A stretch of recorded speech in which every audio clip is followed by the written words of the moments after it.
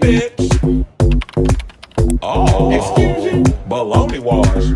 I'm annoyed. I'm just here to give my opinion and carry Annie. Oh, it's Chris Avalon Unfiltered, bitch.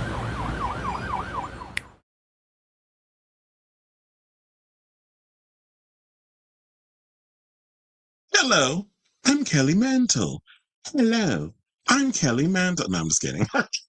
Hey, y'all, it's your boy Chris Avalon, and welcome to a brand new episode of Chris Avalon Filtered. Happy Tuesday, everybody. We're basically a show where we're going to talk about all things going on in pop culture and hot topics. So if that's a show for you, definitely stick around because we have a lot of tea to spill today. I'm like, hold on, because I just realized I got to adjust my light. It was looking a little bright up in here. So yeah, we got to talk about, we got some TV news and movie news and stuff. We'll get into that before we get to the big stuff, which of course is breaking down that 3-part America's Next Top Model reality check series that premiered yesterday over on Netflix. Plus, we got some tea because we're going to talk about the TV side and we're going to talk about the music side because Fefe Dobson, a blast from the past, is spilling tea regarding on what she went through, how she got shelved, and her music ended up with other artists, white artists. And we'll break that down. We got the clip. Also, there's a poll that came out that said Bad Bunny represents America better than Donald Trump. So you already know his fat, old, wrinkly, orange ass about to be pissed. Shia LaBeouf got his ass beat for being a drunk, belligerent mess out in New Orleans for Mardi Gras, and he wound up in handcuffs. So we got to talk about that story. Plus, Whoopi Goldberg addressed her appearance in the Epstein files interview today. We got that clip. Pedro Pascal may have himself a new man. Did Mr. Thomas come out the closet finally? Because word on the street is he out here hunching a Chilean football player. We're going to get into that story.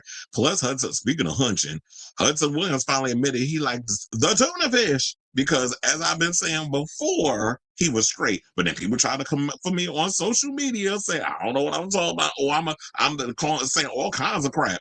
Well, look, weeks later, he wound up finally admitting that he got himself a girlfriend. So, apology accepted. But anyway, we'll talk about that story because when I be coming up here, I don't just be pulling stuff out my behind. I say stuff. There's some truth to what I be saying. Well, I would think you would think that. So I don't be saying stuff just for clicks and likes. So, and then also François Arnaud admitted he was almost cast in 50 Shades of Grey. Plus, we have a drag show that has just been renewed for a new season. We'll get into that. Speaking of drag, we got to talk about Eureka O'Hara and this whole drama surrounding her performing over in Tel Aviv. There was some backlash. We'll address it. We have her statement. Plus, Vita Von Teese, speaking of girls fighting and drama, Vita Von Teese is going in on Plain Jane. So we'll get into that. And remember a movie called Silence of the Lambs, and there was like this trans allegory up in the situation where the people that was behind that film have issued an apology and said that they regret some of the transphobic stuff that wound up in the movie. So it's funny how we're going to open a bit with people not taking accountability, and that's them over at Top Model, and we're going to close the show with some people that took some kind of accountability. So, I like to wrap things up in a cute little bow before we sign off. But anyway, so before we get to those topics, if you could please do me a solid, hit that like button. If you're new to the channel, hit that subscribe button, and also be sure to smash the notification bell so that way you know when we go live with a brand new episode of Chris Avalon Unfiltered. Please and thank you. Hold on, let me see. There's people already in here. You're always at, well, I was going to say, bitch, you always at work, but, how you doing? Happy Tuesday, everyone. Cleveland's in the building. He said, who you telling? It's exhausting. Well, yeah, it's lonely being at the top sometimes. But yeah, I do agree. It's exhausting because every time I say something and people be like side-eyeing it or whatever, or want to call me a liar, where's your evidence? Where's this? I'm like, I don't need to pull shit out for y'all for you to know if it's true or not. But just know this, that when I say stuff, weeks later, it ends up coming true, which is why I've been labeled by Robert as, what do you call it, the prophet of pop culture. I don't call myself no king of pop culture, the queen of all that bullshit like some of these other pundits be up on here doing. I'm a prophet. Like, I say stuff and weeks later it comes true. So I read the tea leaves. White Tuck rules. How you doing? You say, hello, hello, hello. My little Kelly Mantle joke in the beginning. But anyway, so we'll get into it. I want to give enough people some time to come in the room before we get to the top model stuff. That's why, or the big topics. That's why I always, like to give y'all a little appetizer before we get to the main course. But anyway, let me hit the banner. And let's get to the first topic, which is, let's talk about this Charlie's Angels reboot. Now, I wasn't expecting this to even be a thing, but funny enough, I was like, I'm not surprised this is happening because here we are in nostalgia. Things always tend to get revived. Everything old is new again, or whatever the case is. So yeah, apparently we're getting another Charlie's Angels movie, especially after that horrible one that we got where Elizabeth Banks was directing and Kristen Stewart was in it. So yeah, so now Sony is looking at their old IPs and is looking to revive the franchise. So Charlie's Angels found great success on TV in the 70s and the 80s, which was before my time, but I do remember watching the reruns when I was old enough to watch television. And the iconic trio was finally brought to the big screen in 2000 with Drew Barrymore, Cameron Diaz, and Lucy Liu, which when that happened and seeing like this was of the era of the Matrix and all that wire fu and all that other stuff was going on, and them incorporating that in Charlie's Angels, I was like, okay, now I'm on board. I loved the first movie. The second one was a bit ridiculous, but it's campy and over the top because it had Demi Moore in it, and I was living. So it wasn't the perfect movie, wasn't the greatest movie, but the first one will always be like my favorite out of the franchise. They only did 2 movies, but I would say like the first one was the best one. Now, it was a box office hit, grossing 264.1 million worldwide. Today, that would be roughly 493 million. And a sequel followed 3 years later, titled Charlie's Angels Full Throttle. Now, after spending the better part of a decade on the shelf, the franchise then returned to television in 2011. I don't remember that. Before being canceled after only 7 episodes. I don't remember there being a Charlie's Angels TV show. Funny enough, well, that's probably why, because after 7 episodes, it was out of sight, out of mind. Now, Elizabeth Banks took a crack at the film franchise with another reboot in 2019. This had Kristen Stewart, Naomi Scott, and Ella Balinska, but it failed to resonate with audiences and flopped at the box office. Now, according to the Hollywood Reporter, via actionnews.com, Sony is reviving the Charlie's Angels franchise, tapping Peter Chiarelli, who is best known for penning The Proposal and Crazy Rich Asians, to write the screenplay. Now, I don't remember what The Proposal is, but I did see Crazy Rich Asians, and I love that movie. And I could have sworn I heard that we were getting a sequel, or at least like HBO was developing a series version of this show, and we definitely need more Asian representation. That's just a sidebar. So hopefully they're still working on that Crazy Rich Asians idea, but we definitely need it because I don't understand how movies are a hit and y'all still won't visit it because y'all keep thinking this idea that people of color can't sell films. Now, the trade notes, it is unclear who is producing a new version, although one source said Drew Barrymore and her Flower Films banner, which was responsible for the first big screen takes at the turn of the century, are back for this new version. Now, Chiarelli's other credits include Now You See Me Too, oh god, and Sony Pictures Animation's Goat. Now You See Me, their franchise is kind of hit or miss with me. I didn't particularly like the Now You See Me films. Goat, that just came out. I don't think I didn't do a box office thing this week because I quiet as kept, nothing really interesting came out this weekend for me to even want to talk about. But as I stated before, Wuthering Heights was going to be the big hit, which it turned out to be, and the Crime 101 movie with Halle Berry and Chris Hemsworth flop, which I told y'all was going to happen. And lo and behold, the weekend came and went, and Soothsayer said the truth yet again. So, but Goat also came out. I think it did okay. But I noticed these days, parents like to pick and choose which animated films that they want to take their kids to see. And yeah, it's a goat. It's about a goat that plays basketball. So, I don't. Unless you're a sports fan, I don't see many people wanting to gather to go see that or want to spend that money in the movies. But it'll probably do well on streaming, or when it comes to, when you could rent it at home, which now you can rent that horrible ass Chris Pratt movie because that just came out today. And also 28 years later, The Bone Temple is you can watch at home now. I told it's like, what's the point of going to the movies? Like me, I like going to the movies, but what's the point of going to the movies? Like the movies literally just came out like almost, I don't even think it's been a full month. And already you can watch it at home. Now, anyway, as noted, Charlie's Angels opened in 2019 with mostly mixed reviews, underperforming at the box office, before being largely forgotten in the months that followed. With an 8 million opening weekend, the movie could go on to gross a mere 73 million globally on a reported budget of around 50 million. Let me say I'm proud of the movie. I love Kristen Stewart being funny and light. I loved introducing Ella Balinska to the world. I loved working with Patrick Stewart. It was an incredible experience. This is what Banks said in 2022. It was very stressful, partly because when women do things in Hollywood, excuse me, women do things in Hollywood becomes a story. There was a story around Charlie's Angels that I was creating some feminist manifesto. I was just making an action movie. She said, I would have liked to have made Mission Impossible, but women aren't directing Mission Impossible. I was able to direct an action movie, frankly, because it starred women and I'm a female director. And that is the confine right now in Hollywood.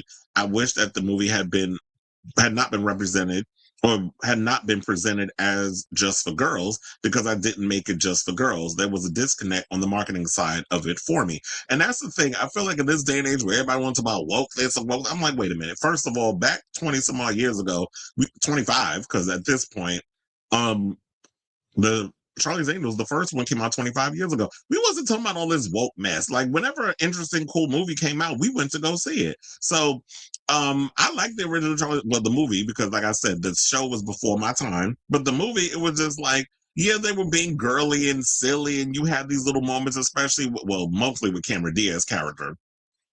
Lucy Liu was like the very uptight, typical Asian girl. Then you had, but she could be a little flirty and goofy at times. And then you had Drew Barrymore, who was more of the like butch, aggressive. I don't want to say she wasn't a lesbian, but she was very much like this hard edge type girl who would open up a little bit every now and again. She learned to have fun. Remember the King Kong Palms part? That was like when she got a little silly and all this other stuff. Buddha on Lotus, like when she was having those little moments when she was doing her martial arts and all other stuff. That's what I like. So if they can incorporate a lot of the cool action stuff, but they probably have to ground it and make it more John Wick-esque, because the whole wire food thing doesn't really work in this day and age of action. So it's got to be more grounded martial arts and gunplay and all that other stuff. It can't be too over the top and campy, because that was good back in 25 years ago. But this day and age, everybody likes kind of like that realistic action like we would get from like a John Wick film. So you got to kind of go more in that direction. And I like watching movies with women kicking ass. So I don't know why people make it such a big deal. Oh, it's going to be some woke feminist crap. And I was like, who raised y'all? Because I'm sure your very parents that y'all sit up here acting like a bunch of incels with this commentary, your parents was in the theaters right along with me watching that shit. So what are you even talking about, Willis? So I'm looking forward to seeing this, depending on who's directing it, because we only got to write it so far. Who's directing it? Who you casting, and what's the overall tone, the plot, and all that other stuff is going to be. So I'll be looking forward to checking out this movie once we get a little more information, because I'm a Charlie Angels fan, only just because, yeah, everybody told about Farrah Fawcett, but like I said, she was before my time, even though I'm aware of who Farrah Fawcett is. And I know a lot of women tried to copy her hairdo back in the days, like everybody tried to do the Jennifer Aniston hairdo that she had on Friends. So I say all this to say, what do you guys think of this story? Would you be looking forward to seeing a revival of Charlie's Angels? I mean, I'm here for it because, like I said, I like watching action movies with women. Y'all, a lot of y'all slept on Ballerina, and now those who have seen it say how good the movie was. I said, well, where the fuck was y'all when the movie came out? So let me know what you guys think of this story in the comments down below. All right, so let me close that before we see what the people are saying.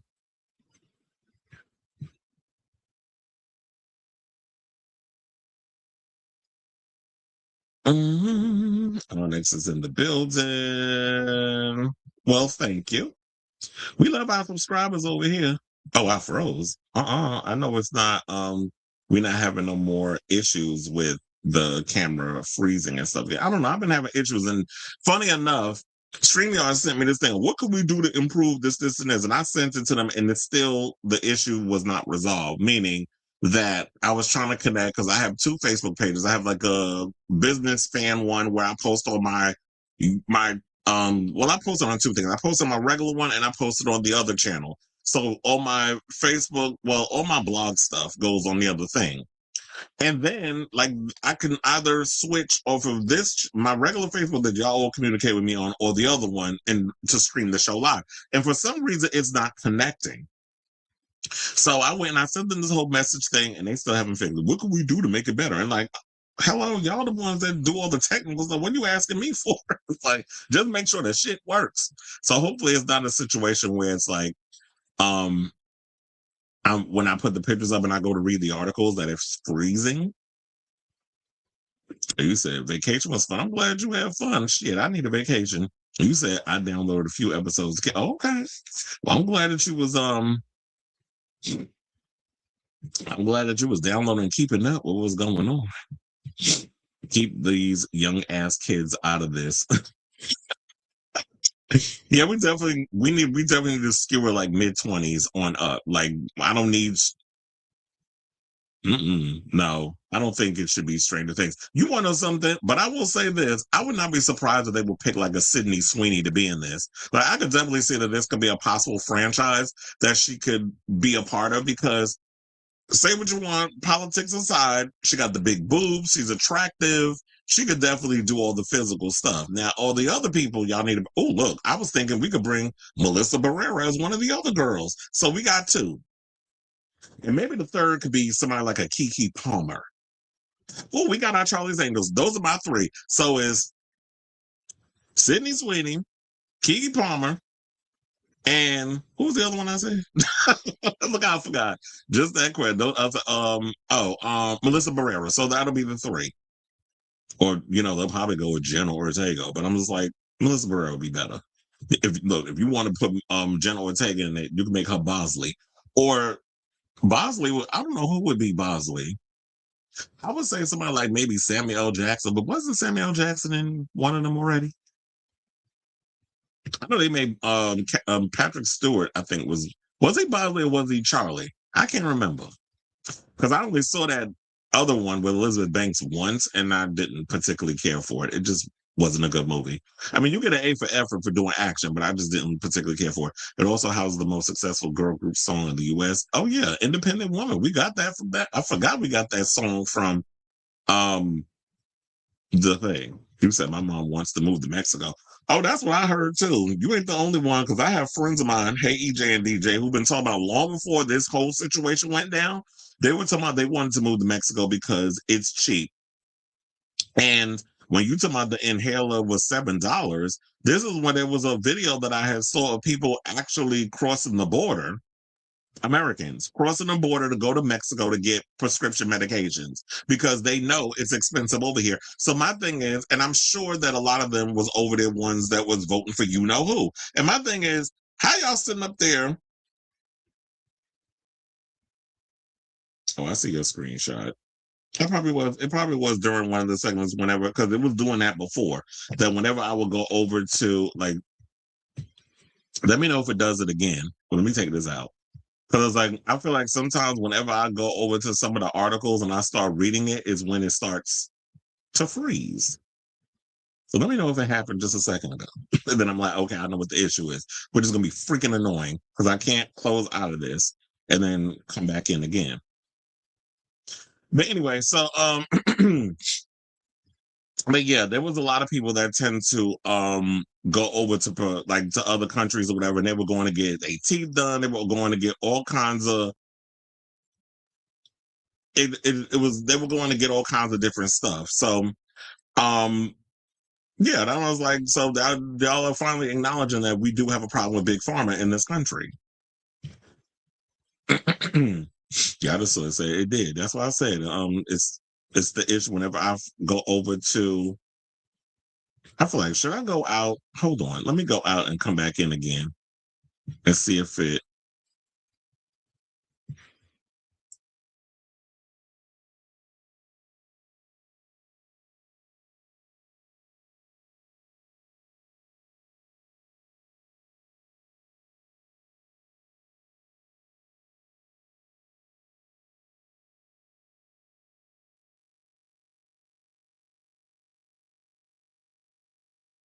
The only problem.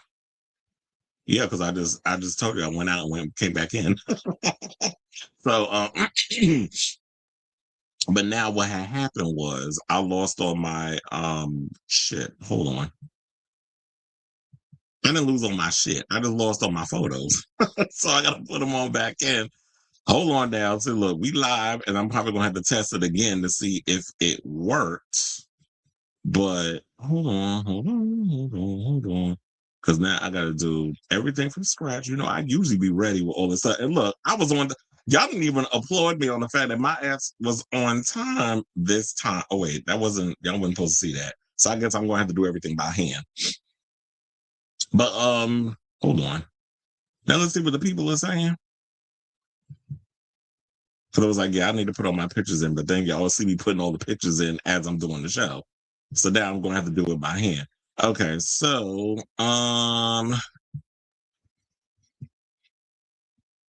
who's ready for Team Marissa Barrera? Look, what happens next week with Scream? We'll see what happens. I don't think any Gen Z actress would be willing to have a reboot of a franchise on their resume. Well, look, these kids will be happy to work, so that's what it's going to be at this point. You can see what we were saying. I don't know, that's weird, but so did it freeze again? Did it freeze again? Did it freeze again? And I was like, look, it didn't look like it did because when I came back, it is. I know, right? I said, yes, you are on time today. Today. Now I can't promise you that tomorrow, but today, a bitch is on time. Yeah, so I did it again. I was like, yeah, I clicked over to another thing. I didn't see like if it's freezing or not. So let me know if it froze again.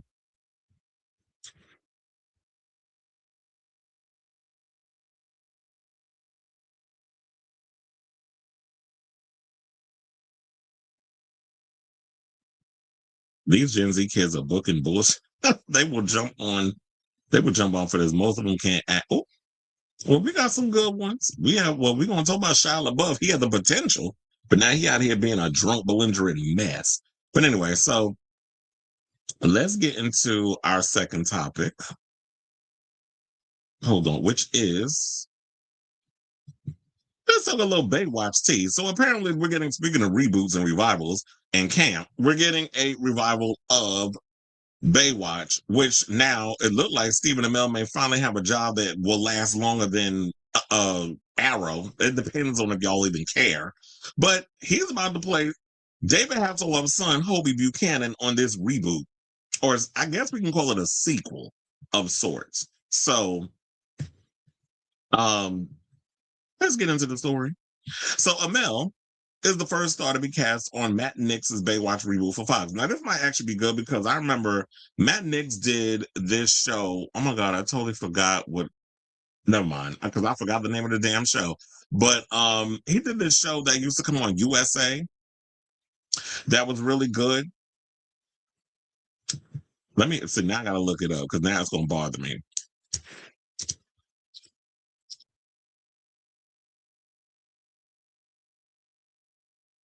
Burn Notice. That was the name of the show because I remember I used to watch Burn Notice. That was my show back in the day.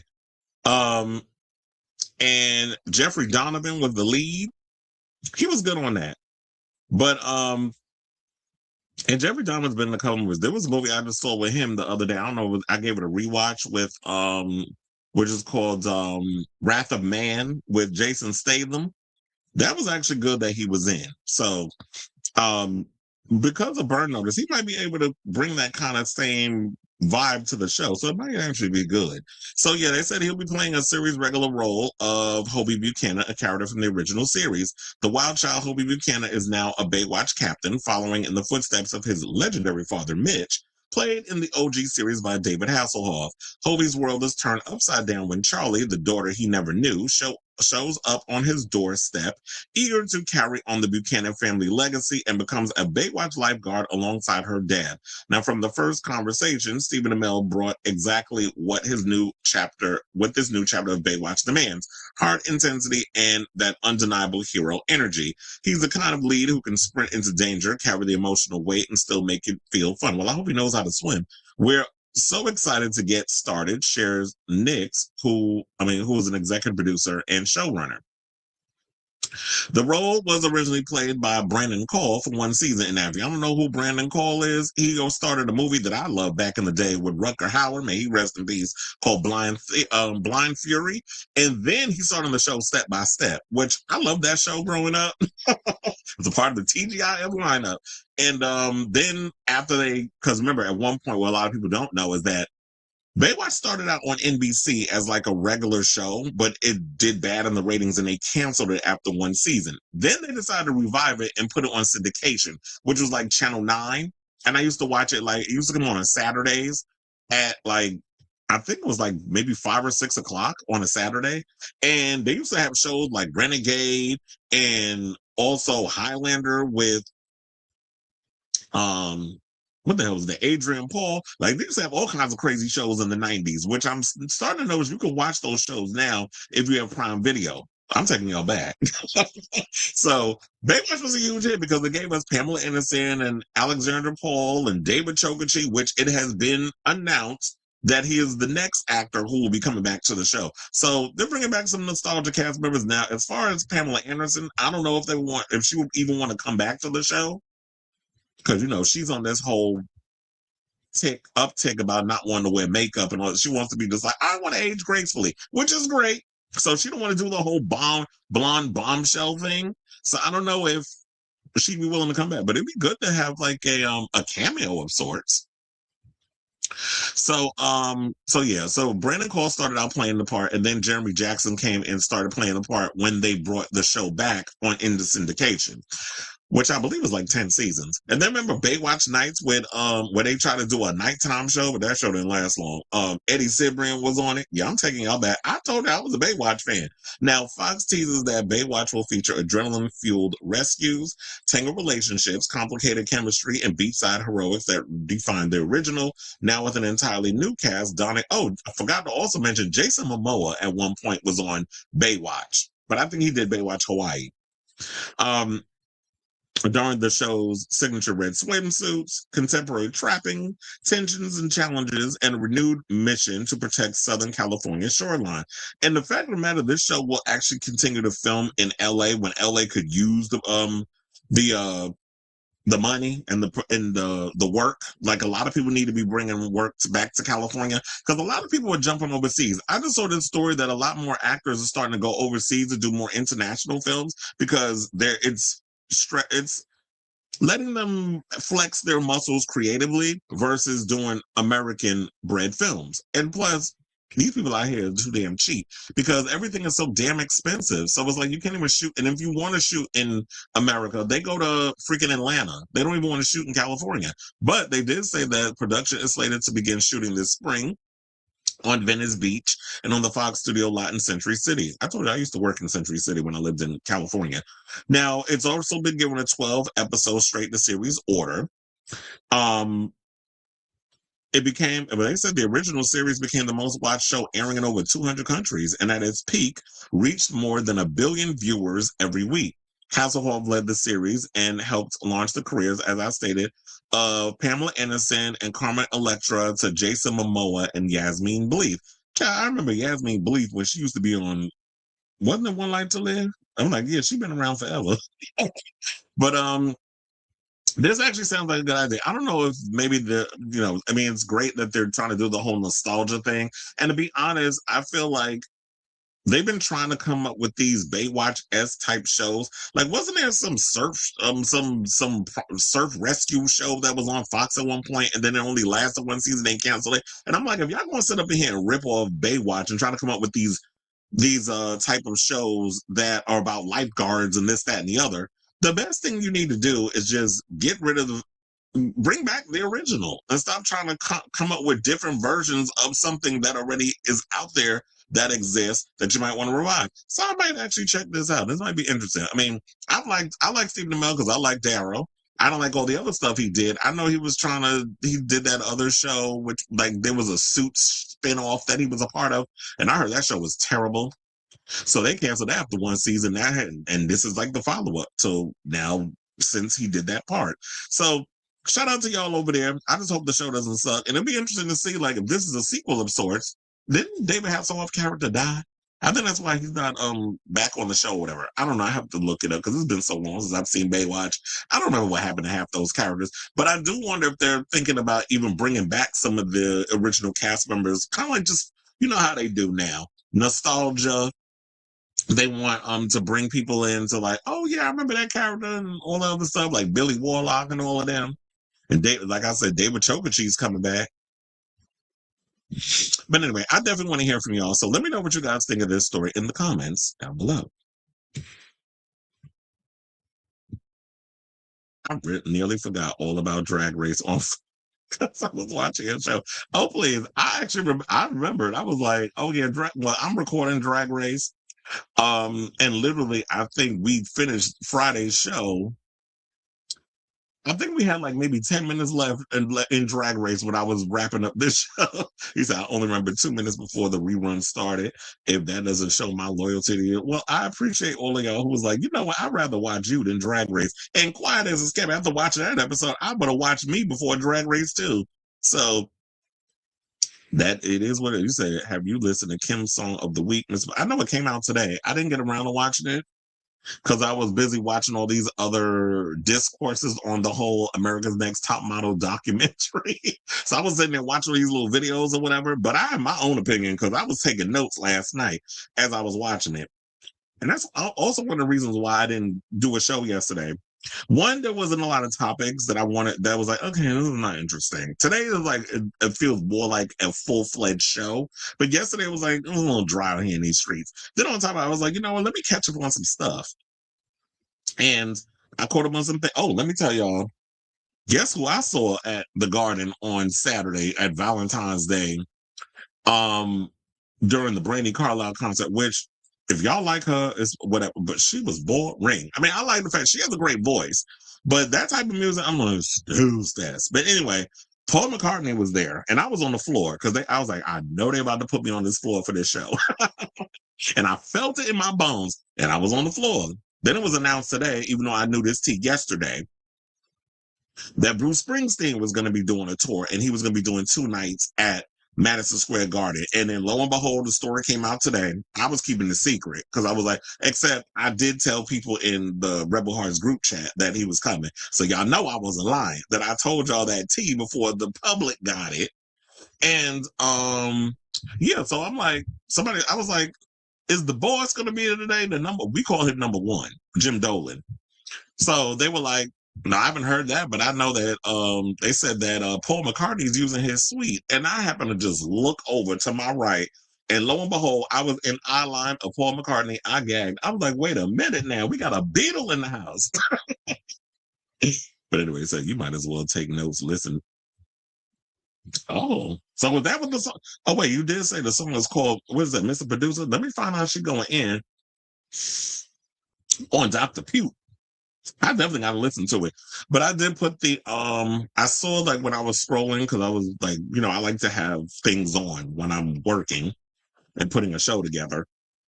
I did see that there was she put like the homemade music video. And I was like, I'll check the song out later. Speaking of which, what? I did listen to the Wuthering Heights soundtrack. Let me tell you something. Charlie, you did that with that album. I was surprised at how good this record. I said, "Oh, I'm in my feelings listening to this record." It was like electro goth in a lot of ways, and she definitely took. You could definitely see like she read the book, got a lot of inspiration, brought it in. Even if I've heard the movie is not all that good, and I don't care enough to watch the movie, I definitely enjoyed the soundtrack. And she did say she doesn't know what the next era is going to be post Brat, and I feel like this is a good bridge to cleanse the palate of the Brat era, which is like, let me do the soundtrack, and then after that, let me go in and do other music. I mean, then I'll get inspired to make other music. Oh, who knows? With all these little films and stuff coming out, maybe it'll inspire her to make something new. Not smelly booty cheeks. Yeah, I definitely got some favorite tracks. Hold on, let me tell y'all what my favorite tracks is. If I could dig them. Bing, bing, bing, bing, bing.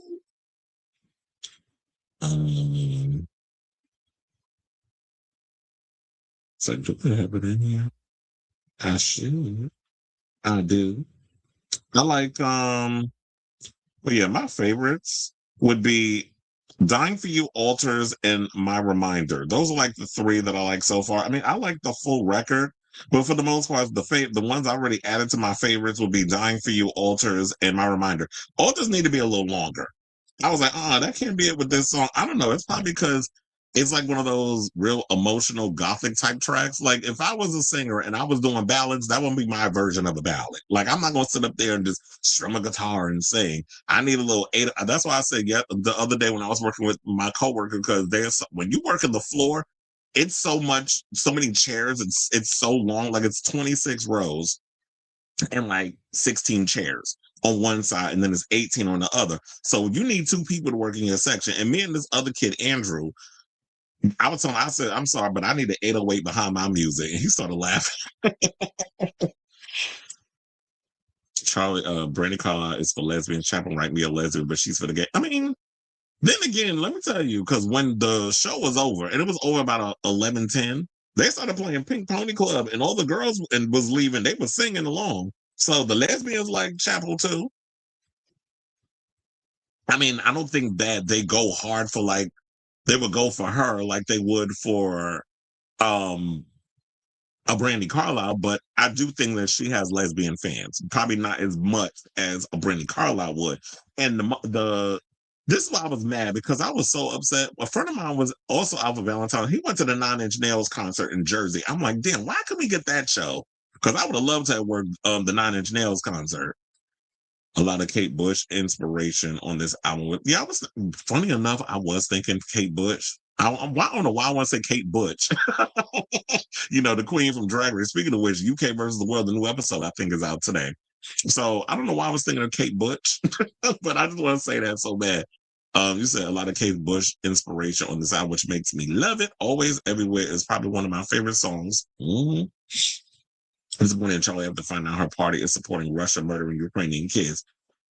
Lord Jesus. These celebrities are a hot mess. That's why it's like, you know, it's hard to separate the art from the artist. But anyway, speaking of separating art from the artist, it's time to get into this mess, because I don't know if we can separate the art from the artist. But let's talk about this America's Next Top Model reality check episode. So I finally watched it last night because I was like, oh no, I got to watch this along with everybody, because I know I can't be like, oh yeah, I'll get to it eventually, because this is a hot button topic. It's on the tip of everybody's tongue right now. And Tyra, you got some explaining to do, because you out here looking like a whole fool. She literally thought this damn documentary that clearly we watched, she has no control over, was going to make her, I guess, come out not looking as bad. But no, I feel like it made you look worse. And then had the unmitigated gall to sit up here and say, after all of this, taking no accountability for her part in that show, and the fact that she cared more about this show succeeding on UPN than the lives of these models, or these girls that wanted to be models, or in her position. Kind of like in a way how I feel RuPaul feels about them drag queens. Because I said the way she did Miss J is the same way RuPaul is doing Matthew Anderson. And funnily enough, I was watching a video and I forgot that Matthew Anderson was a judge on America's Next Top Model. Because, you know, he does hair and makeup. He did Rue's makeup and hair over the years before he ended up in a hospice because he was sick.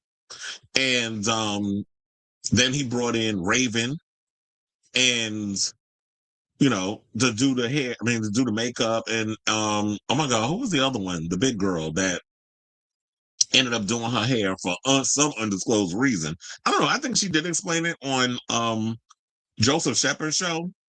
I think she did discuss why she never stopped. She didn't. I think it was because she was working on. They want her to come do everybody hair and makeup on AJ and the Queen, and there was this whole situation that happened, and then Rue was like, "Oh well, I don't want to, I guess, work with you if you're not willing to do all the things that I'm asking." I was like, "But wait a minute, I got to get paid a certain way. There's certain things that goes on with all of this, and you treat me this way." So it goes to show a lot of times I be telling y'all, this is not show friends, this is show business, and people will throw your ass under the bus real quick when it comes to if they're going to save their own career, which it goes to show Tyra did that quite a few times in this damn show. So let's get into it because I got 12 of the most shocking revelations that we can just go through. So yeah, so Netflix docuseries Reality Check Inside America's Next Top Model basically took viewers behind the catwalk to uncover what really went down on the Tyra Banks created reality show, which aired for 24 cycles from 2003 to 2018. The three-part, damn, it's been on for that long? Yeah, it's been off 8 years. I don't know why I felt like it was off longer than that, but whatever. So the three-part docuseries, which began streaming on February 16th, features unprecedented access to former judges, contestants, and producers, as well as Banks herself, who spoke candidly about the show's complicated legacy. Top Model has come under fire in recent years and for some questionable photo shoots, including using blackface in a challenge where contestants were made to portray races and ethnicities outside of their own. Actually, we need to be more specific. They did the blackface episode more than once. They did it twice, and it was brought up in the show that they did a blackface challenge more than once. So if it was one time, I was like, okay, but y'all did it twice. And funnily enough, you had Mr. J up in there talking, oh, I was appalled that we had to do this because I'm from South Africa and apartheid and blah, blah, blah. It's like, first of all, I was shocked over that. I was not expecting Mr. J to come out and say he was South African from, like apartheid Clyde, aka Elon Musk. Like they from the same tribe. Not saying that they, I'm just saying South Africa. Not literally the same tribe, but you know what I'm saying. But anyway, so I was surprised when he said that because I know some of my friends would say, I thought he was Hispanic. And I'm like, well, I guess because y'all think anybody with my complexion and some good damn hair, y'all thinking y'all want to claim as Hispanic. But some of us, we all mix with other things. I mean, it's cute or whatever if y'all won't automatically think that. But yeah, not everybody who's got, fair skin and good hair, Savannah. Well, that's good man, Savannah. I mean, like the good hair or whatever you want to call it, is Hispanic. But anyway, so she came under fire, for all those things, the unhealthy lifestyle choices, and there was a lot of stuff that went down. So one of the things that we're going to get into is how they got turned down by all the major networks. So yeah, they went to all the major networks, ABC, CBS, NBC, Fox, all of them. They said, no, we're not interested in doing a show about models because models are vapid. Y'all lack a personality. What is so interesting about models and that whole world and all this other stuff? So I wonder if because she said that UPN was the last on the list. I wonder if she actually went to the was it the WB or the CW back in 2002? Or 2001. I can't remember, or 2000. Because I think they developed in 2000 and then 2 years later it wound up coming out. But back in the 2000s, I think they might have, I don't know if it was the WB or the CW, but I wonder if she took it there. Because they didn't mention that. They just mentioned like the major networks. Because they said they went to NBC, they went to ABC, they went to CBS, they went to Fox. But WB was around. But they went to UPN, which we used to call the U People's Network because of all them chitlin circus shows I used to have on there. Homeboys and Outer Space and all that mess. The only show I liked on UPN was Moesha and Half and Half and Girlfriends. But other than that, I was like, remember Homeboys in Outer Space? I was like, could y'all be any more stereotypical with this mess? But anyway, so but they said they went to UPN, but they said UPN is merged into the CW. When did that happen? But they said at the time UPN's ratings were struggling and they were looking for a hit to boost their numbers. Because they literally were dead last. When they were saying that they was dead last in the situation, they wasn't lying. They were dead freaking last in regards of like ratings and everything. Like they was in the 130s when it came to the ratings. And nobody was really watching the shows on that channel. WB was getting way more numbers than UPN. So yeah. So she basically was like, I'm at my wit's end. My back is up against the wall. I did what I had to do to get the show off the ground. And lo and behold, they said yes and picked up the show. So then number 2, let's get into the Shandy stuff. Because when I saw how Shandy looked today, okay, I did gag a little. I'm like, Papa, who that lady? But then when she started talking, I saw the teeth. I'm like, okay, that's Shandy. No shade. I'm just saying. I'm just like, I ain't recognize her. She looked a little tough. But sometimes these white girls, y'all age like spoiled milk. But anyway, so one of the most notorious scenes, as y'all know from Top Model, came during cycle 2. when the remaining 5 contestants went to Milan to go overseas photo shoots. So Shandy was a girl who actually used to work at Walgreens from Kansas City, and then she went on the show, and she literally was like the in it to win it type girl. Like, we thought that she was gonna make it all the way to the end and win the show. And she was in a relationship with her boyfriend Eric, and they were, I think, saving themselves for marriage. So what had happened was they did the photo shoot. I think it wasn't it they were going on go sees. Yeah, so they had to go on a go see. If those who don't know what a go see is basically you have to go around and give your information all these different places, take your photo, all that other stuff. Like, it's literally like an audition when you're trying to get to work on these runway shows or whatever the case is, or like for Fashion Week and all that stuff. So she ended up, so that after all the go sees and everything and the photo shoot they had to do for the show, there was somebody, she don't remember who it was, but they said that, do you think it would be a good idea if we just invite some of the guys that were driving us around for the go-sees and we did the photo shoot and stuff with over to have drinks, dinner, whatever the case was. And we'll get into the eating disorder stuff later on. We get to that topic, but there was, especially when you had Janice Dickinson, who, sidebar, why wasn't that McGilla Gorilla looking bitch asked to be a part of the thing? Because she was very problematic in some of the stuff that her ass was saying on the show. So she should have been brought in to explain why she was saying some of the stuff that she was saying. But I understand it was the times. Y'all were looking for people to be sort of like that Simon Cowell type, because American Idol was huge. The being like the shady, real mean-spirited judge was the popular thing to do at the time. So I could totally understand why Janice was doing what she was doing. And quiet as it's kept, I'm not going to hold you. I was living for what she was saying. Yeah, that was mean and harsh, but the fashion industry is ruthless. Like some of the stuff that she was saying and they were saying about fat shaming and just a little bit of fat on you, people will go, and it would be 10 times worse if you actually was in a casting with people. What Janice and them was saying was tame compared to what you would hear when you were actually getting those rooms with those people, or what they weren't saying behind, in your face, like right behind your back or whatever. So after the whole situation, the guys came back to the house, and I think what it was that Shandy didn't eat, because a lot of times the girls were saying that they wasn't really getting fed the way they should have been getting fed on the show, because, if you're doing the show, you got to stay a certain weight, you got to maintain your weight, and they want you to kind of like not be out here just, shoving food down your throat. So I think what it was, and I've done this before when I was younger, when I didn't know how to drink properly, I would drink on an empty stomach. And when you drink on an empty stomach, you get lit real fast, you black out, and an SA ended up happening, which the show framed it as, well, she cheated on her boyfriend. And she didn't, that's not what happened. And what people need to also realize, and I'm glad that Jay Manuel brought this up.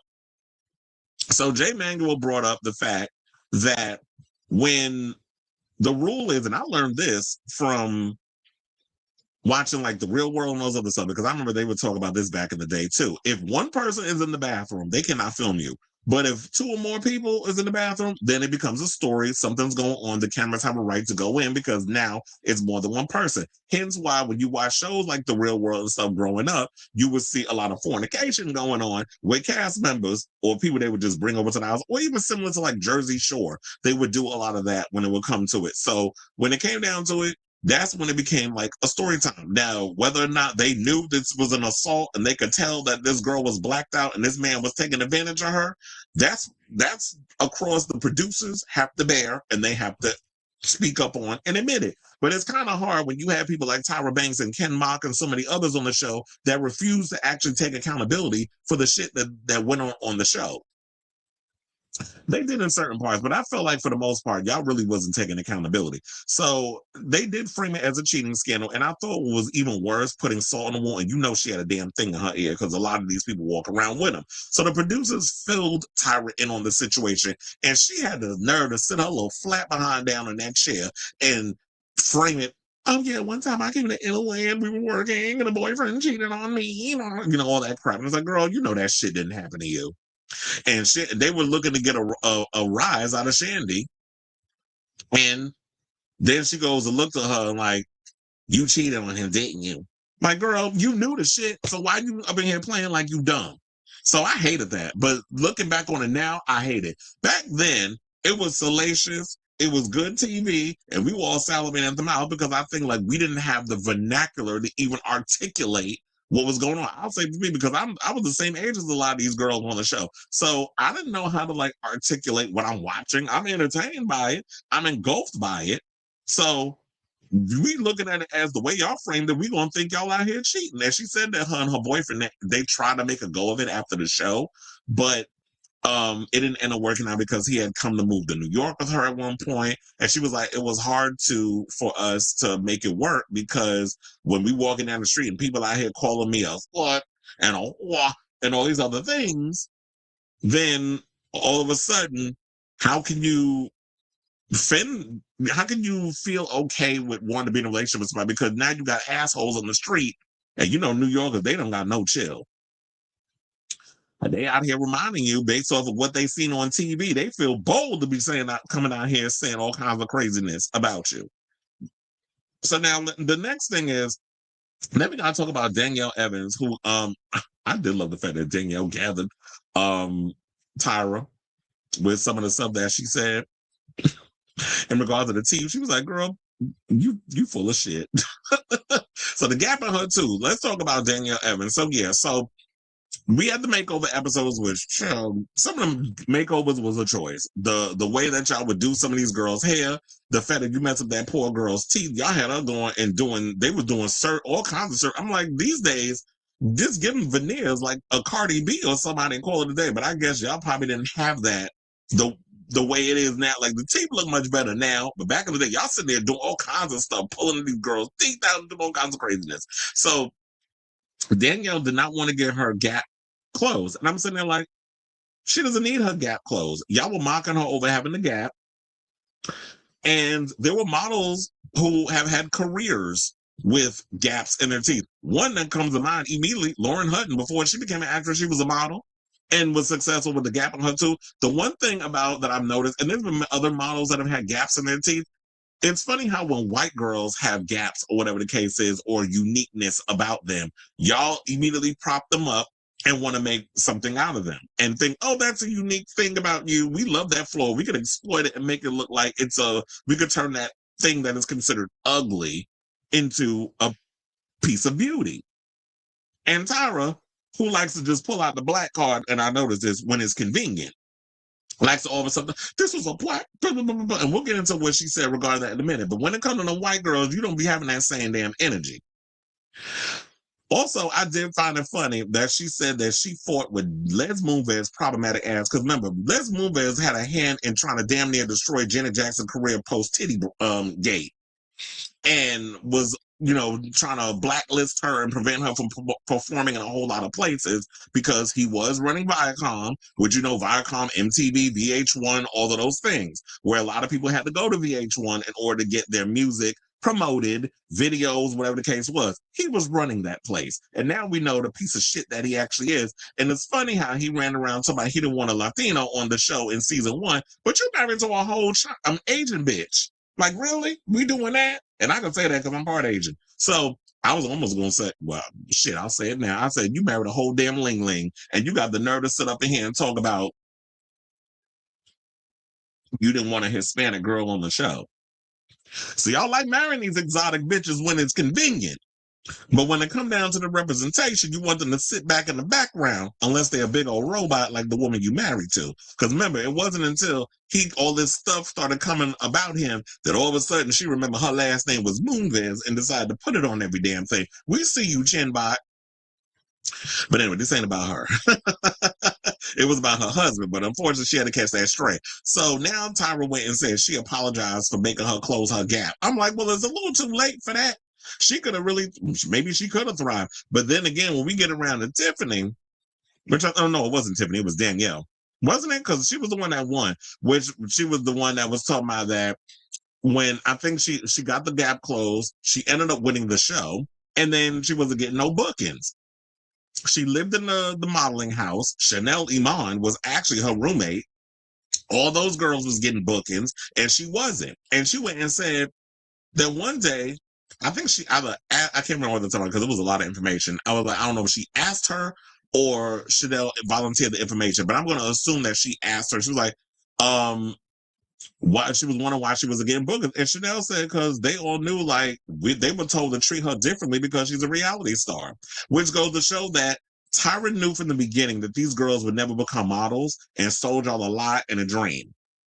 And only just to get y'all to come on this show so that way the ratings can keep going. And the more that y'all can, we as a consumer continue to tune into this show and supported her vanity project, that she was going to continue to financially benefit off this show, knowing full on well that y'all was never going to become the next Naomi Campbell. Y'all was never going to, because quiet as it's kept, Tyra was not a supermodel.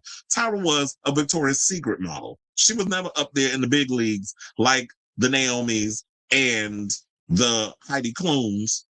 But I think, wait a minute, Heidi Klum, I think, was a Victoria's Secret model. Cancel that. The Naomis, the Linda Evangelistas, even I guess we'll put the world's first supermodel, Janice Dickinson, up in there. The Imans, all of those girls. Which I did find it cute that Iman and David Bowie did give Jay Manuel the blessing saying that you are where you need to be. And at the time, he definitely was where he needed to be. But we'll get in, as we go down, we'll talk about like how he felt, though, with his whole thing about trying to lead the show and all this other stuff. So yeah, having to change people's what you would consider their imperfections, when we have known that in the fashion world, you see an imperfection on a girl and you use it to their advantage. That's their moneymaker. Hence, what's the girl that looked like I was gonna say that got all them spots on her like she Neapolitan ice cream. You found her, you put on the show and she's successful. Brown cow stunning. That's probably what I should start calling her. But anyway, so Banks went and apologized. She said that was between a rock and a hard place for me because there were agents who would tell me she would not work with those teeth. It's just not going to happen. Well, I don't know who she was talking to, but them agents was full of shit because damn well there are many models that are out here from Lauren Hutton on down that have had a gap in their teeth and they have booked shows. They were successful before they transitioned to whatever they transitioned into. And even models now, they have gaps in their teeth, they work. So for you to sit and say that, that's some BS, because then years later, a white girl came on the show and you referenced Lauren Hutton. So you knew what you said was some bullshit. And this girl, and we're going to widen your teeth and give you a gap. So how you going to give somebody a gap when you literally said they're not going to book nothing, the black girl, but the white girl automatically will book it, which goes to show that, you know what, Tyra was full of shit when she was on that show. But at the time, like I said, we weren't aware. We wasn't really all deep within the thing. We were all entertained by the shenanigans. But Evans went and basically said, this is what she said about Banks' justification. She said, bull effing shit. Me getting my gap closed is not opening any doors for me. You knew what you were doing for the show. You were making good TV at my expense. Absolutely. Now let's get into the eating disorders. So as y'all know, watching the show, the judges were hypocritical for the contestants' weight and figures. There was a lot of body shaming on the show, and I'm not sitting up in here justifying what they said, but yeah, they were extremely harsh, especially when you hear from the men, them homosexuals, and especially from Janice Dickinson, who they said used to bait Tyra a lot. And I'm like, girl, you're the executive producer of the show. Why don't you nip into my song, bitch? You seem to forget whose show this is. Because when it comes to RuPaul's Drag Race, do y'all see them come up in there trying to get up under RuPaul's skin as a judge? Oh, they know better. I mean, they may try to do it to Michelle and the rest of them. Like when we had, what the hell is his name? Joe McHale was on the show, and he would just bait and goat Michelle, and she used to get irritated because he used to go, yeah! Like, he kept doing that every 2 seconds, and she would get annoyed. That was kind of funny, though. But then when you rewatch the season, it does get kind of annoying. So, they don't be doing that to them, but I'm like, girl, this is your show. Like, rein these judges in. Like, sis, you seem to forget who is the executive producer of this show, and I'm not just gonna let you sit up in here. I'm just gonna let it go or whatever. It's like, nah. And then you got Jay Manuel having to come in and defend her, and she trying to come in thinking she cute. So, oh, and your dyed hair. It's like, bitch, do you own a mirror? Because you look like your skin is literally melting under them lights. And you got the nerve to try to sit and read Jay, who still looks snatched to this day. I mean, I can see they got a little filler up in their face. I'm not saying as bad as Karamo, but he still look good. It's just an older version. So, so yeah, the crazy part was like the girls was eating. They said it was very common to live on Diet Coke and cigarettes. Child, I remember because once upon a time when I tried to get into modeling, and that was from like Barbizon, all the stuff, I used to get made fun of because of the whole brown rice and cigarettes. Thank God that was short lived because I was like, I ain't trying to be up in here trying to model and stuff. Even if it's not like real walking down the runway type stuff.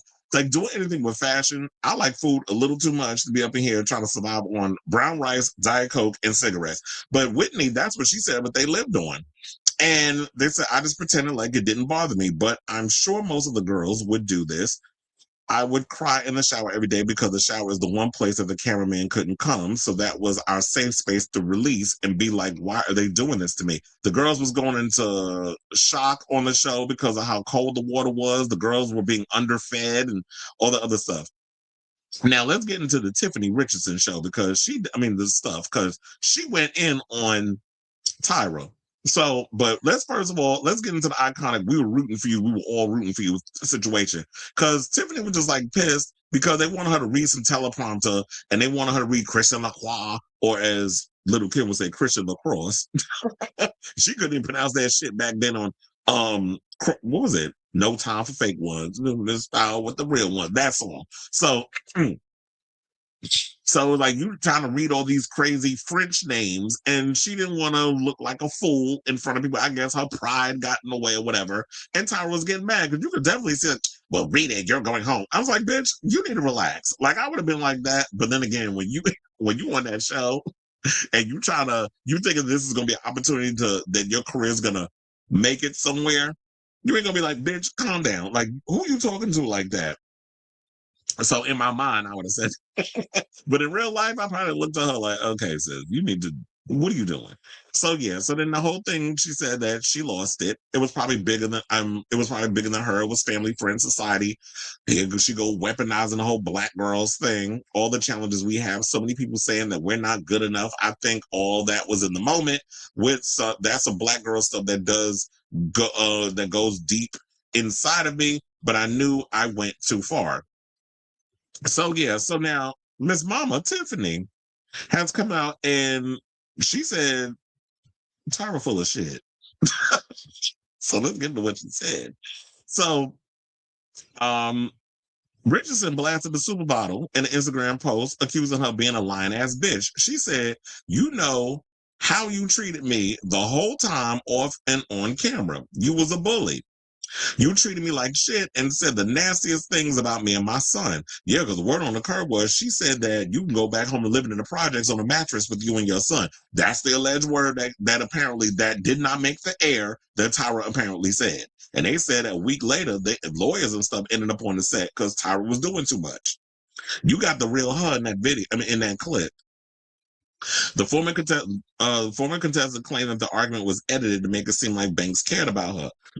She said, fuck you, at Tyra Banks. I bet you won't sit down with me face to face and talk about it.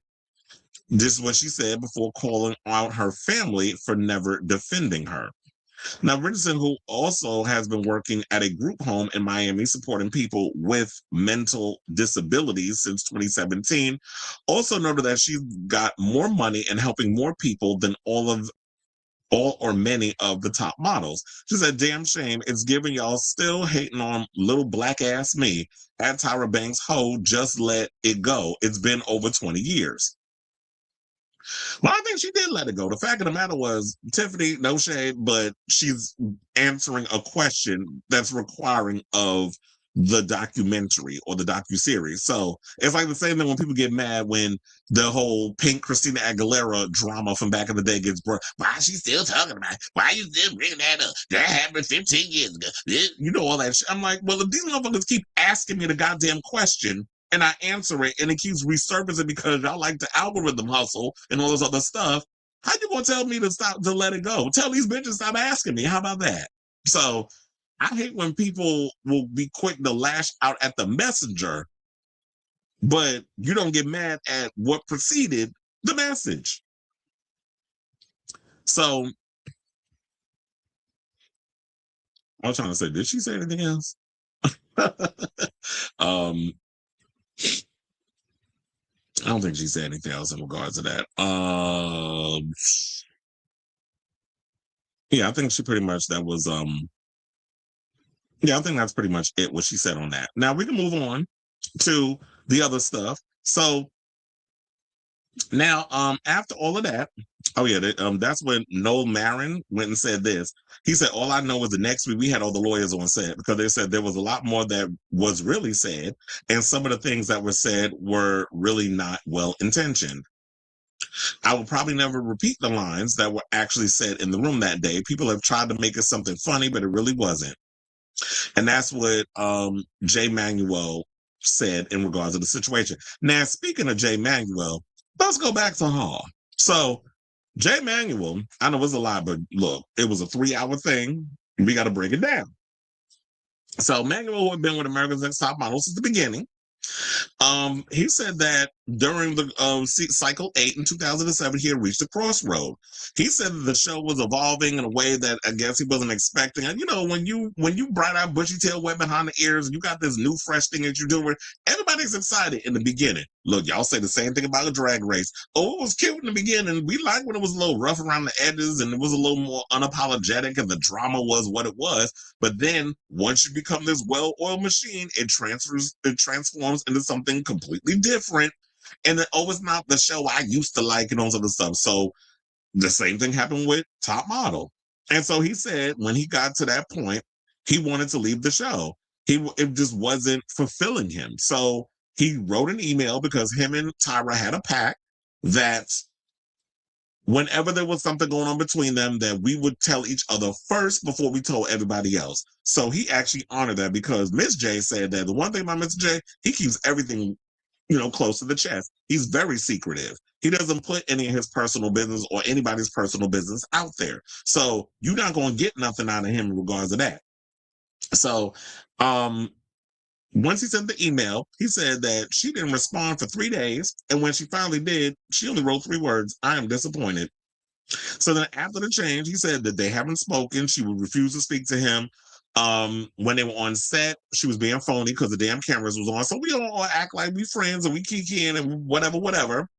And that probably stunned the hell out of him. I was like, but no, Tyra only cares about Tyra and the show. So she's going to do whatever is for the sake and the benefit of that show. Fuck you, fuck Miss J, and fuck and Nigel Barker, which later on we find out that all 3 of them ended up getting fired. And she was like that it was the executives. Girl, you could afford for them. But we realize is that you don't care about anybody but yourself. And at the end of the day, you ended up getting fucked over because they fired your crazy ass because the show did not work when you fired the other people that was a part of the show. Yes, Tyra Banks created America's Next Top Model, but America's Next Top Model would not have been what it was if you did not have your dream team there, which was Nigel Barker, the good-looking heterosexual that was doing the photos, easy on the eyes. You had Miss J, who was teaching them girls how to walk, and his sassy one-liners and all that other stuff. We never seen nobody like Miss J on TV before. So having him there was everything. And Mr. J,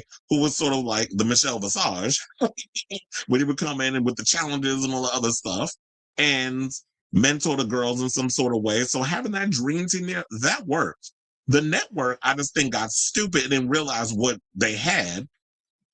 And instead of coming up with real interesting challenges that didn't try to kill the girls, they all thought getting rid of these other people and bringing in new people was going to be the problem, was going to solve the problem. And it didn't. The ratings dipped because I will tell you, I was one of those fans that stopped watching Top Model when you got rid of Mr. J, Miss J, and Nigel. When y'all just had Tyra and all these other fillers up in there, filler queens, I was like, oh, but who these people? I don't care about y'all. You're not interested and I'm not watching. So I left. And then y'all thought, get rid of Tyra. Are y'all done? Well, clearly you were, because then you brought in Rita Snorer. And then the show really went down the toilet. Because nobody cared when Rita Snorer was on there.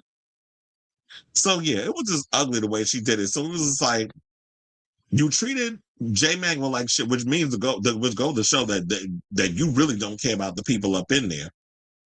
And it was just sad to see like how you treated Jay. And then he was just like, people talk about being blacklisted. Those weren't the words. Those words were not used, but I had suspected that that's what it would turn into. So it was like, if I'd been like, oh, I'm just gonna leave the show. Fuck you. I quit.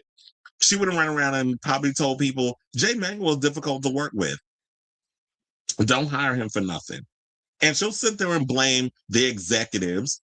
But I'm sure she would have had a hand in that mess too, because it just goes to show she really was not here defending people the way she should have been.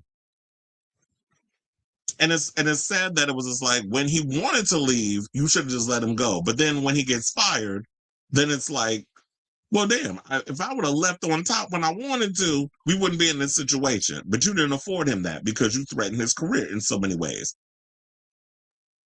Then they talk about the production would at times purposely not select the model's best photo. Well, obviously, because it's TV, you don't want to be messy. And and it's about personality. It's about who could say the shadiest line, who's going to keep audiences engaged. And yes, because we kept watching it and the numbers reflected that was feeding the beast. And you got to keep feeding it. And after a while, you're going to run out of shit to do when you got to keep feeding it. They also mentioned that when the models were eliminated, they didn't actually go home. But I thought that was like everybody knew that.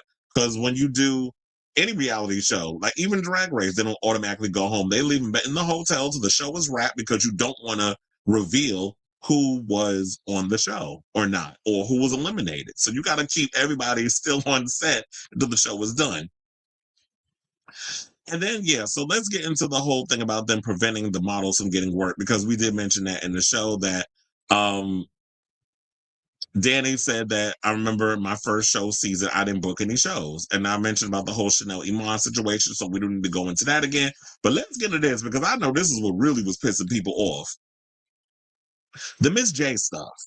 Because I was like, Miss J, the voice was a little, it was a little soft. It sounded a little Andy Cohen-esque, because I don't know what's going on with Andy Cohen, but that voice is a choice. His voice is insufferable. Although I will say this, Miss J, no shade, but the voice is not as bad as like, listen, but I understand you was going through some things. And he admitted that he had a stroke a couple of years ago and he can't walk. But I'm glad that he was able to talk, because the voice was like, he still sounded that sassy Miss J was still there. Maybe not at 100%. He was giving about 75, but I'm glad that he was doing better in this situation. So yeah, the iconic runway coach served as a judge on America's Next Top Model. They said he suffered a stroke on December 27, 2022. And he said that when he regained consciousness, he was unable to walk and talk.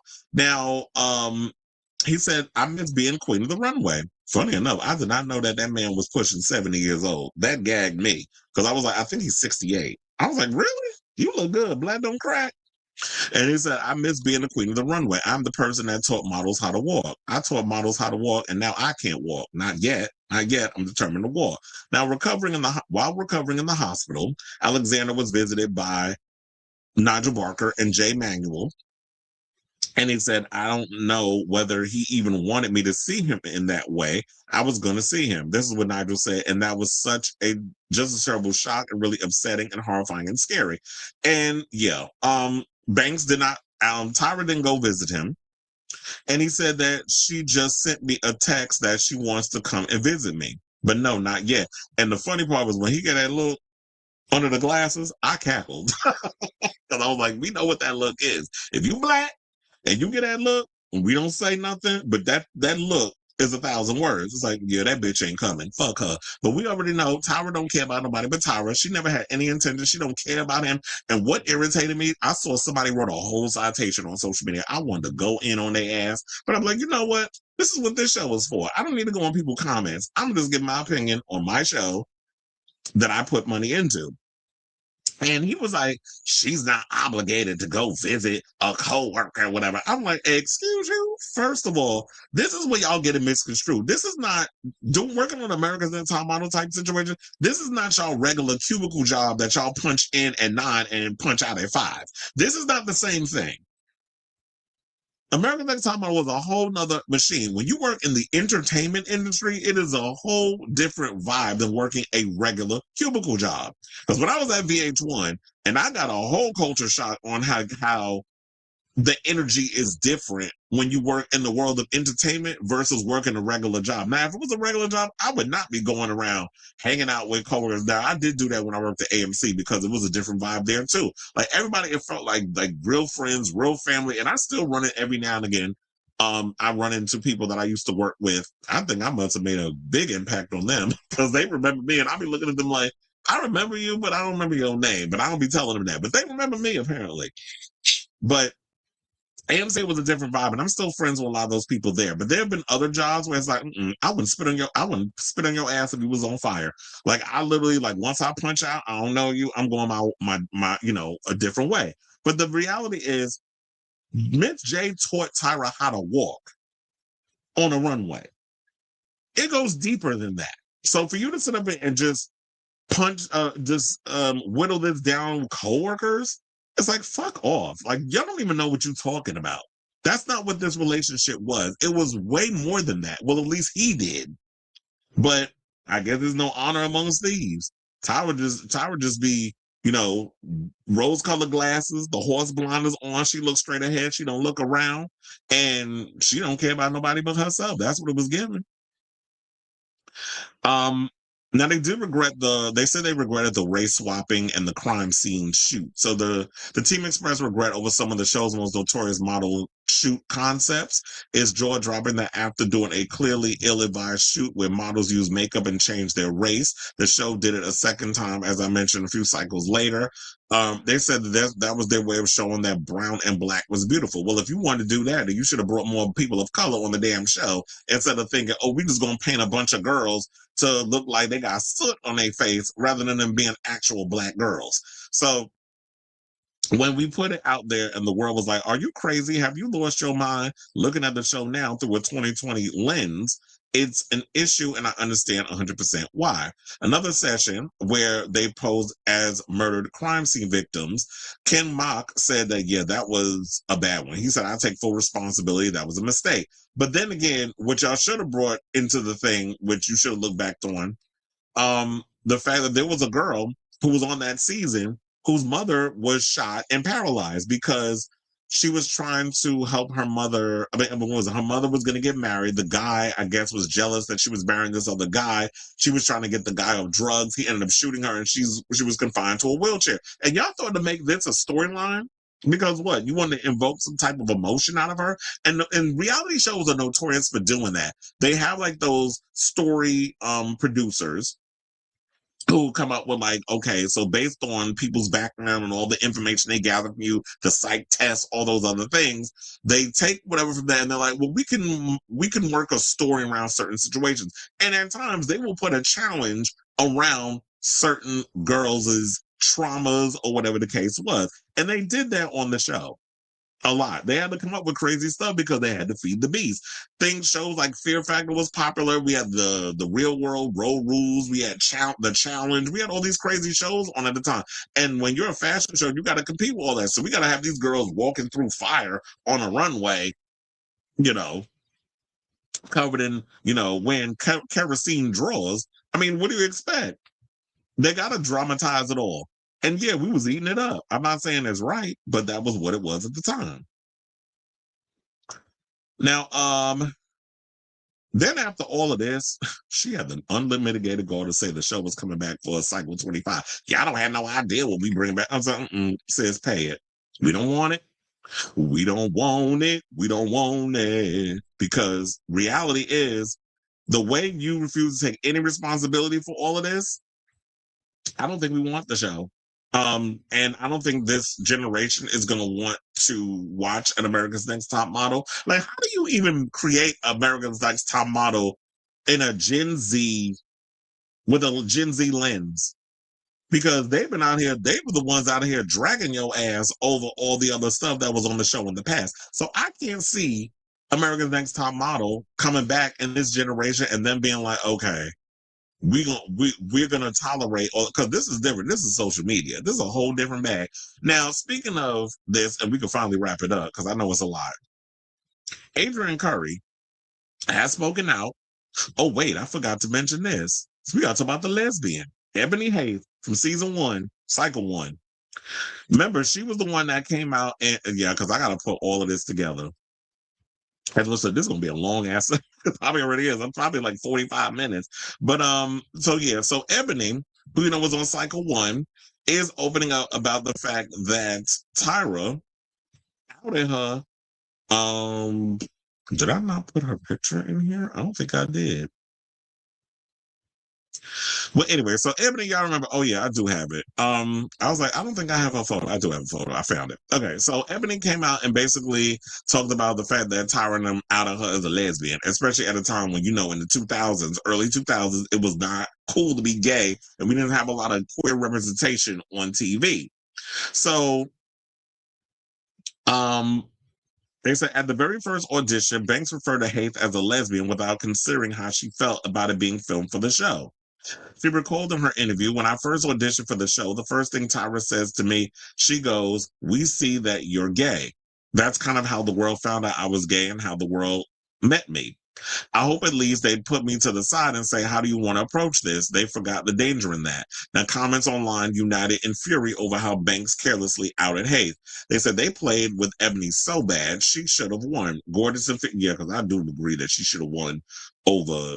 I think she should have won. I didn't see like Adrian Curry winning, but she won.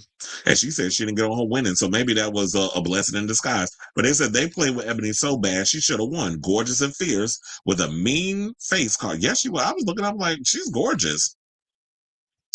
It literally made a fool of her for views so evil. Another thing that pissed me off was the haircut sequence because she had her little curls, whatever, at the top of her head, and they were talking about we're gonna shave it off, and you had these crackers up in there talking about making fun of her hair texture and didn't know how to like cut her hair. This is why I always push forth this argument that goes on in the industry where Black actors do bring up that need more Black people working behind the scenes who do hair and makeup. You can't bring some old Ashley up in there to be working on Shaquanda's hair. You can't, because they don't know the texture. They don't understand how to deal with a woman's hair texture, and they don't know how to do their makeup. Because then you end up looking like them girls on Top Model with the race swapping. They're gonna be looking like they literally got that, Mary Poppins supercalifragilisticexpialidocious chimney soot on their face. And we can't be out here just having these old, Karens out here doing Black people hair and makeup. So yeah, because wait, hold on, let me bring this up. I didn't think about bringing up the Twitter picture because I was like, look at Miss Ebony back in the day. Well, she looked good now. I mean, I like the hair and everything that she had, but how does she look back in the day? I was like, oh yes, if I was a lesbian, oh trust and believe, I'll be all up on her.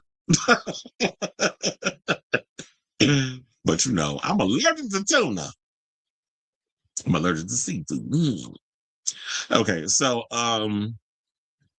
they didn't say later during the makeover. Oh yes, we talked about the hair and all the other stuff. And she says, when I was on that show, I knew people would be against anything I represent, being a Black woman that's gay or whatever. And that's 2 strikes against her. Well, 3, because she's Black, a woman, and gay. And we already know that a lot of y'all don't respect women. Black women are the most disrespected. And y'all don't like lesbians unless you think you can sleep with them. So that's 3 strikes. And she said, yeah, but she said, but I did think that I would be protected. Well, it's all about, as I said, it's all about ratings with them people. I thought the first episode was fabulous. I was so excited to be a role model. And then when I saw the makeovers, that's when I felt the full disappointment. I felt the full disappointment of the way I was represented. I'm sitting there and having 3 of the top stylists over my head, laughing at my hair texture. It was really just frustrating. And she said she ended up with 3 bald spots. Oh, there was another thing that pissed me off too. So that broad in the house, I think she was Hispanic. The girl that was trying to come for her had the nerve to talk about, well, when you put your little lotion on your skin, can you make sure you don't put it on a knob? Because it be all slippery. And so I'm like, now, if this bitch come out with one more goddamn microaggression, but y'all better than me. Because, me and I was like, I will say this. It's funny how I say, oh, I wouldn't have said, oh, trust and believe I would have. So in my 20s, I was way more reckless than I am now. I am much more reserved. I know it might be hard to believe, but I was ruthless back in the day. And you know what? Now thinking about it, I had tried out for quite a few reality shows back in the day.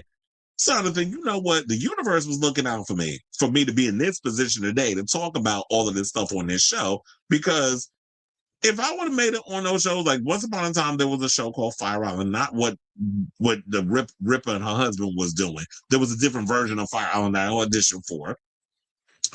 Didn't get on that. Then also there was a show that we were trying to do a gay version of Jersey Shore because Jersey Shore was hot. The Loud Era, that would be Rihanna's album, came out around that time. Drove all the way to Atlantic City, Jersey to audition for this show. Made it on, filmed the pilot and everything, just didn't get picked up. And I was like, yes, I'm about to get my reality TV on. And I was messy in that episode. But didn't happen. So it's probably all a blessing in disguise because I'm like, you know what? Maybe it's best that I didn't get on that show. So yeah, shout out to you, Ebony, and shout out to all the girls that was on that show that survived that mess that was America's Next Top Model. And look, I feel like the show definitely did get people to a place where they could have some sort of success in some sort of way. But yeah, I feel like Top Model walked so that we get to the place that we are now. And that is that you see all these influencers and all these modeling girls and being discovered online and all this other stuff. You're seeing all that now. And it was like, I think it was just Top Model was just before its time. But yeah, y'all still don't get excuse for your behavior. So last but certainly not least, because we definitely got to wrap this up. I feel like I spent like a full hour on this, but we had to break it down. That's a lot. So Adrienne Curry has spoken out about, you know, what she saw in the show and basically threw a little shade at Tyra. So we have that clip. Let me go over to her Instagram and I'm going to play out the clip and then we'll come back and talk. Please hold. Okay. I have mad respect for Tyra Banks. She is not sorry. She is not apologizing to you. That bitch is not effing sorry. She will not bend the knee. And I respect that. Well, you want her to lie? Lie and say how bad she feels? Everyone's coming to me and they're like, none of the judges were sorry. Why should they be? They're all loaded. Why should they give a flying... You know, if they didn't give up at the time, they certainly ain't going to give it up now. But mad respect for Tyra, because that's hard to push back on that many people trying to struggle session you.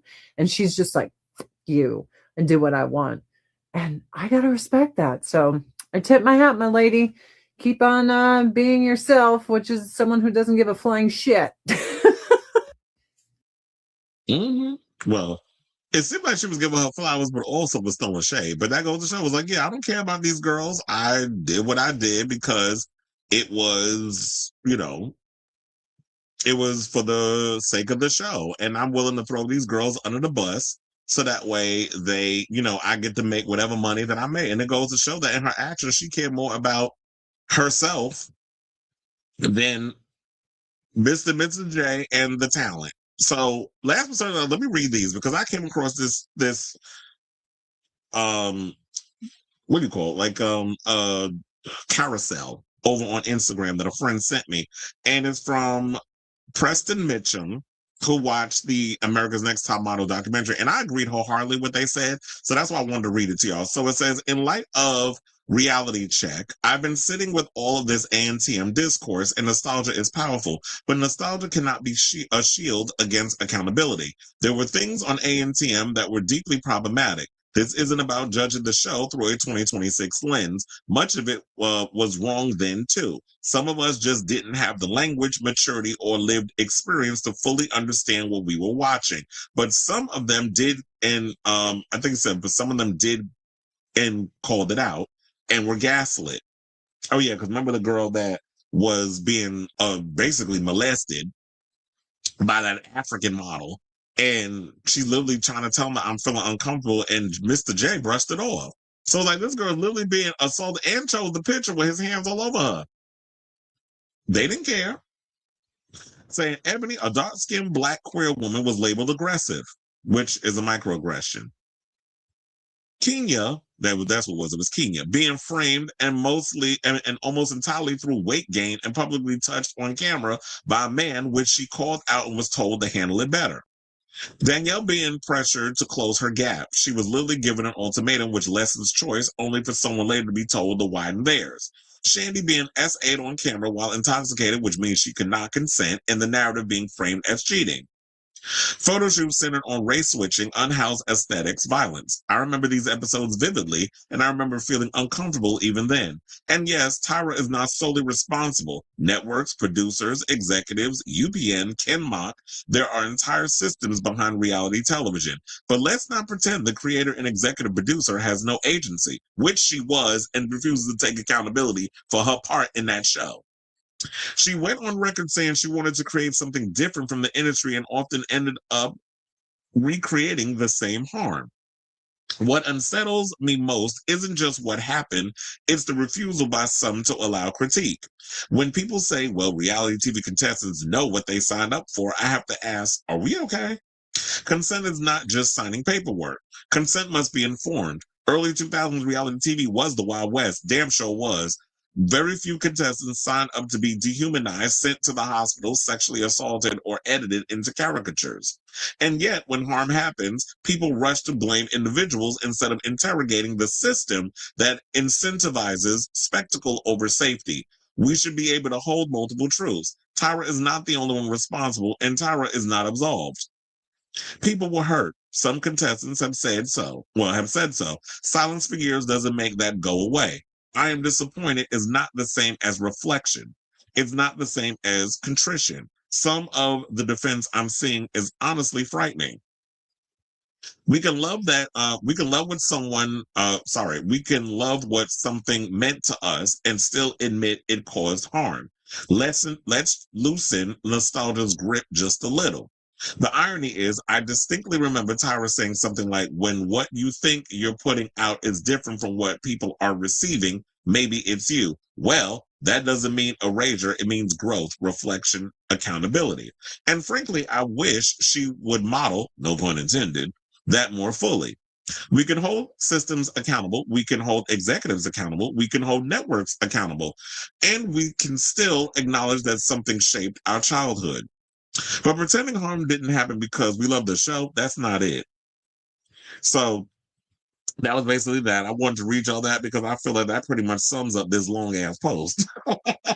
Even though I had to come up in here and break it on down. I know some people want to give their little 15, 20 minute citations. If we're going to break down the thing, we're going to break down the thing. So I definitely feel like if you haven't seen the show yet, definitely check it out. It was an eye opener. I don't feel like it really revealed much of anything, but it does give open up the conversation of like, yeah, you created this show. We loved it back then, but you have to show some sort of accountability. And I feel like we didn't get that, especially from Tyra. So, Miss Tired Banks, if you really thinking about bringing this show back, don't do it because it won't survive.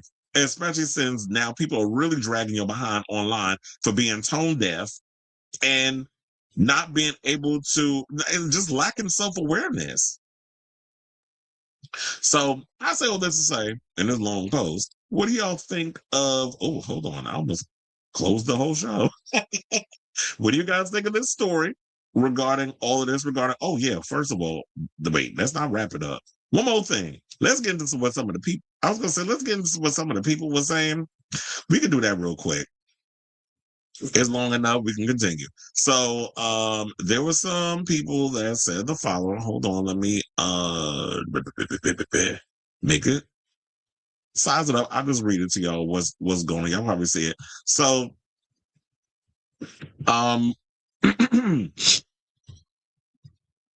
this is sad. Tyra is everything people said she was. The fuck you mean she didn't go visit him after he had a stroke? Then there was Miss J's Beyond Heartbreaking. Tyra should be ashamed of herself, turning her back on her friends and not even bothering to show up when tragedy strikes. But you sent a text saying you should visit. Miss J had a stroke. It paralyzed on one side of his body, can't walk, and Tyra Banks hasn't visited him.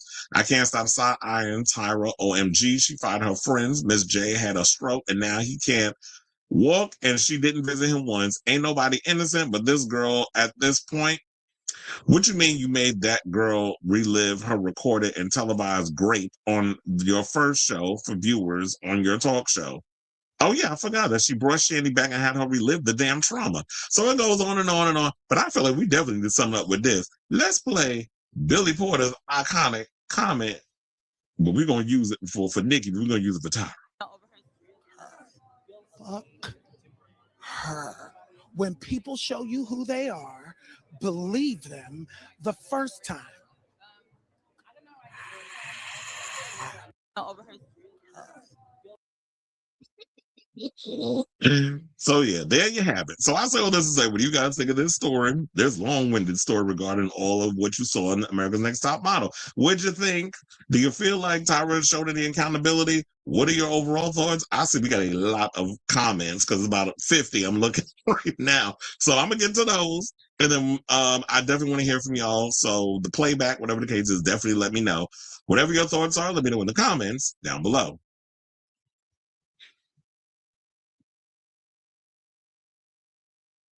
All right, hold on. Let's scroll on because there's a lot.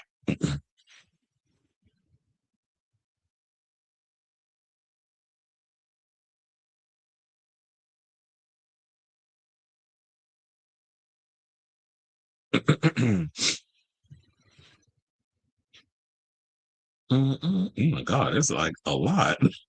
Go up on. Hold on. I know it's a lot. It's taking me a minute to find these. Are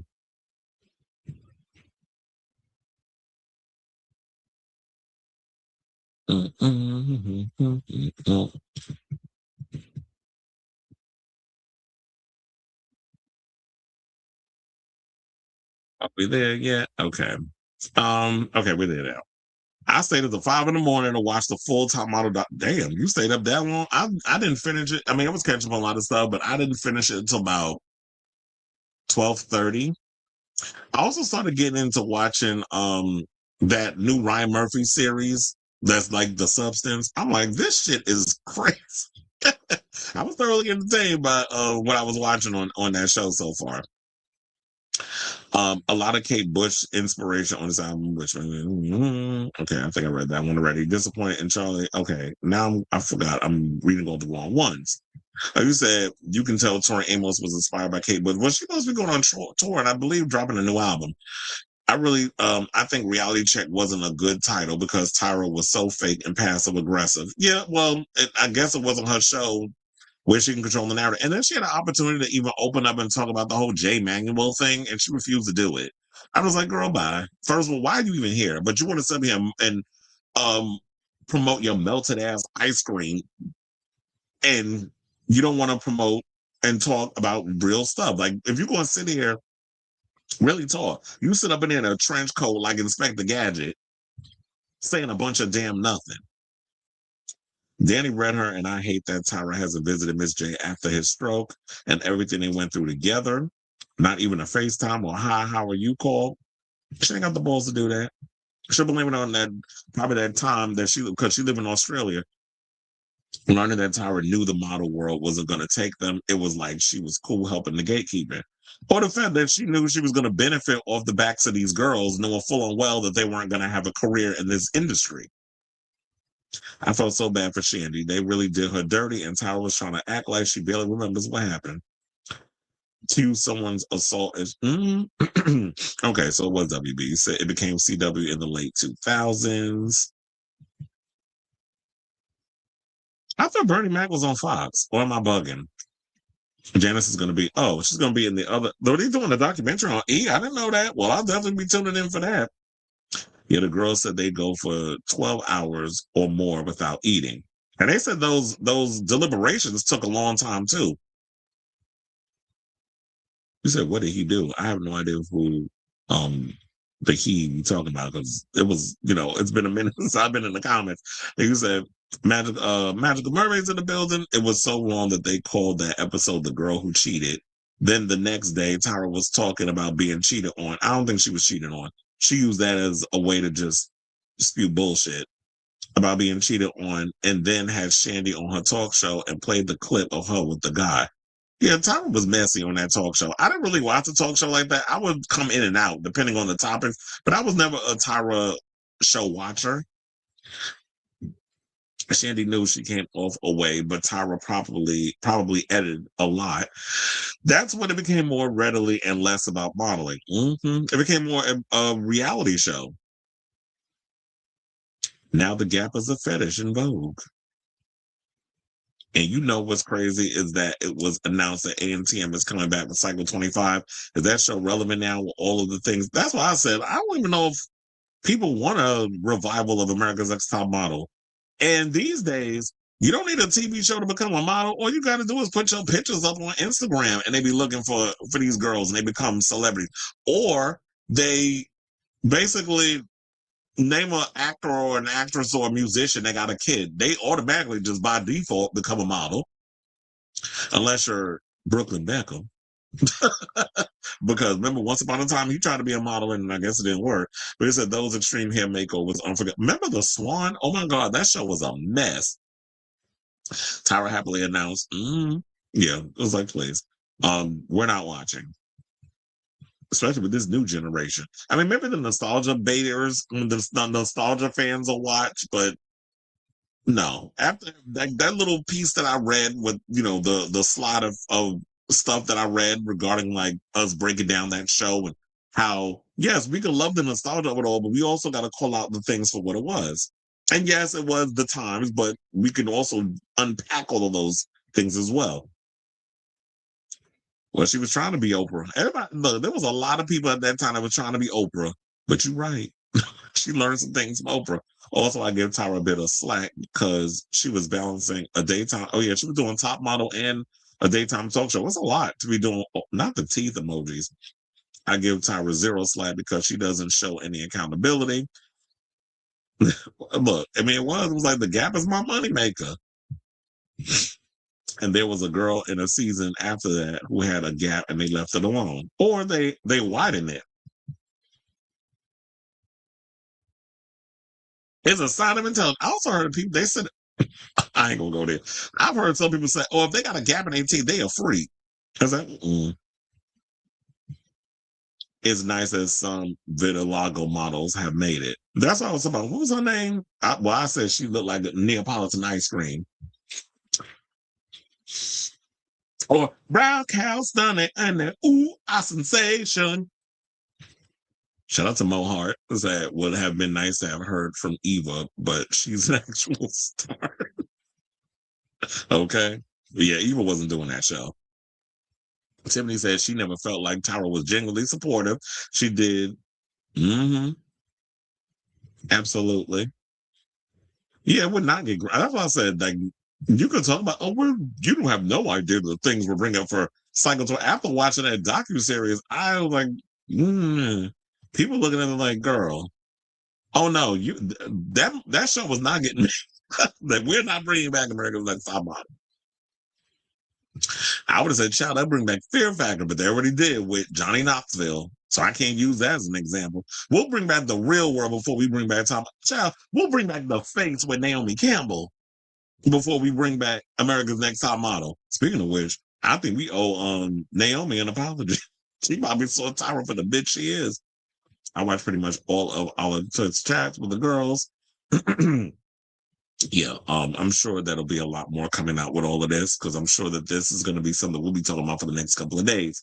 He said, yeah, then, we talking about all the things that I brought up. Oh, yeah, I forgot Twiggy was on the show. Yeah, we definitely, we love when Janice, that's what I said, like, everybody talks about how harsh Janice was, but we was living for it back in the day. I'm not saying it's right. But Janice was trying to be the Simon Cowell of the show. It was sweet to see Nigel hug him. She sent me no daisies. Oh, yeah, that's what he said. I forgot.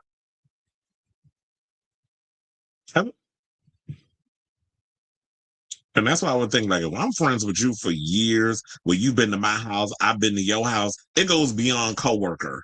It's like there's a connection that, like, your mother's been to my house, that we've had parties together, we've done things, we've traveled, like that's beyond, oh, she's just a coworker. Fuck out of here. When people say that shit, I got a side eye, y'all. I see what kind of friend you are, and I would not want to have you as a friend. It's sad for Miss J. He has known Tyra since she was 16, and for her to treat, absolutely, that's what I say. So when people come out and say, oh, she has no obligation to go visit you, like, go find the nearest truck and jump in front of it. Like, how dare you say some craziness like that? They were almost they were almost the only homosexuals on TV back then, especially gays of color. Like, we wasn't even seeing stuff like that. That was a rarity. Like, people don't realize, like, when, unfortunately, at those times, it was just like any little crumb would do. We would just take whatever we could and just, that was the representation. Be it Wilson Cruz on that one season of My So-Called Life, to Noah's Ark, to Mr. and Mrs. J. Like, just any little crumb that we can get of any kind of inclination or representation, we was happy for it. So yeah, Queer as Folk was still on, because Queer as Folk came on in 2000. Well, 1999, technically December, and then 2000, So so what I'm hearing is that there's lost media out there that allegedly they gotta find them tapes, because I don't know if they ever posted it.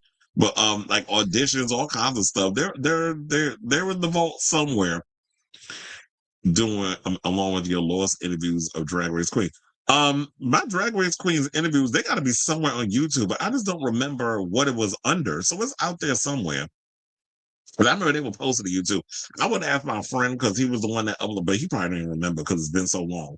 It was like season 5 of Drag Race. So, and that's why I was saying also, like, reality was a pretty new thing. So it was literally, like they said, a no man's land. People were not aware of what it was. Like, people didn't know what they were doing back then. It was just like fly by the seat. I'm not excusing it, but I'm like, it was a no man's land. You did what you had to do to stay on the air. And reality TV was relatively cheap to produce. So everybody was trying to find a little moment or whatever.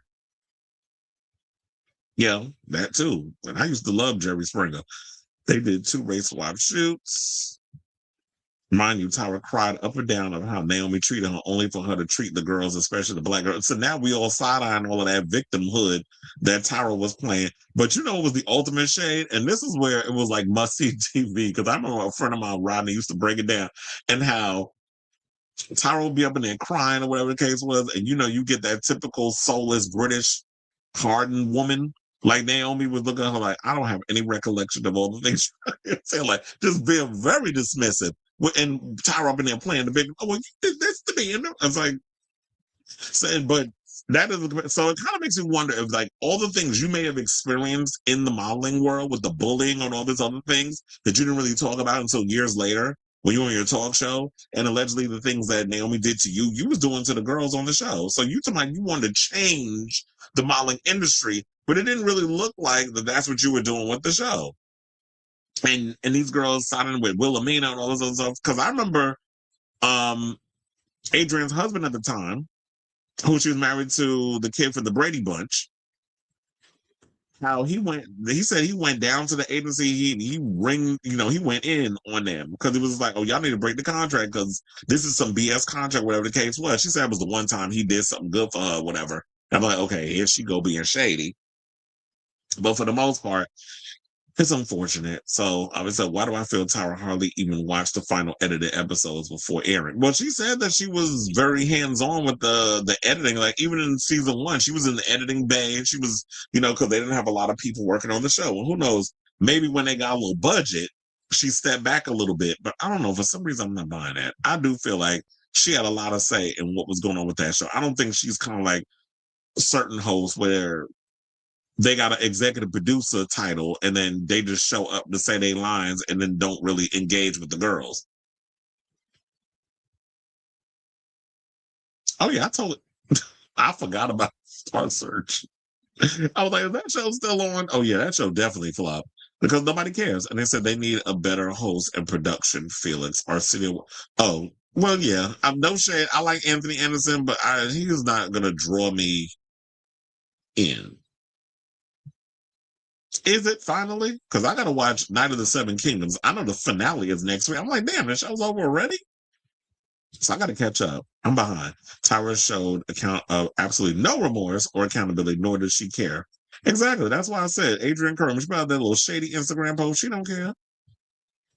Tyra Banks will never apologize because she's not sorry. But this is why influencers are the new celebrity. They can't handle. They can't relate to demons. One gay influencer said that's why he refuses to live in LA because he knows it's easy to turn. Not easy to turn into. I mean, you could live anywhere quiet as it's kept and become Tyra Banks.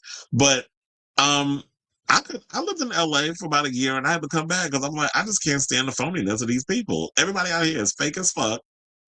Nobody wants to really, like, when they say, oh, I'll meet up and all of this other, people really don't follow through with things. I just miss the energy and the just the overall realness of New Yorkers. And that's why I came back. And first of all, media capital of the world is New York. So if I'm in media, I don't need to be in LA.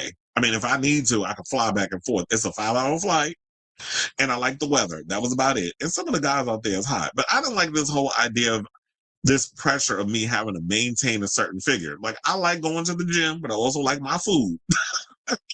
And I don't want to be up and going to LA and this whole pressure of you have to look a certain way to be accepted.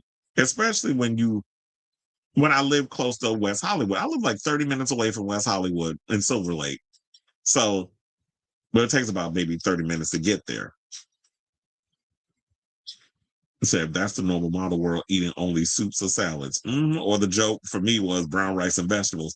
They said, I know so many people say it's a product if it's time. I mean, a product of its time, but that doesn't exempt it or people of absolutely. And I'm hoping we got that point across. Action have consequences no matter how long. And she get Winnie Harlow. That's why I said, I don't know why. Look, I said she got you said vitiligo, and I said Neapolitan. Or brown cow stunning with that sensation. Y'all know the song. Madonna was born with hers and she hates it. I'm learning all the flaws we ended up hating. Glasses gapping. But the gap in the tooth for Madonna, that was kind of like her signature. That and the mole. He said, and it's like all in vogue. But back in the day, being a nerd was a sentence to absolutely. So now being a nerd is cool. When I was growing up, being a nerd was not cool at all. You had to try to fit in. That's why I was like a floater for most parts when I went to school. Because being a nerd or whatever, being a bookworm, that was not cool. Now it's like being a nerd, it's trendy. So a lot of my generation walked so you bitches can run. Be accepted to be nerds and things. But yeah, it was totally not accepted to be a nerd. Exactly. Jump, jump, jump in front of it.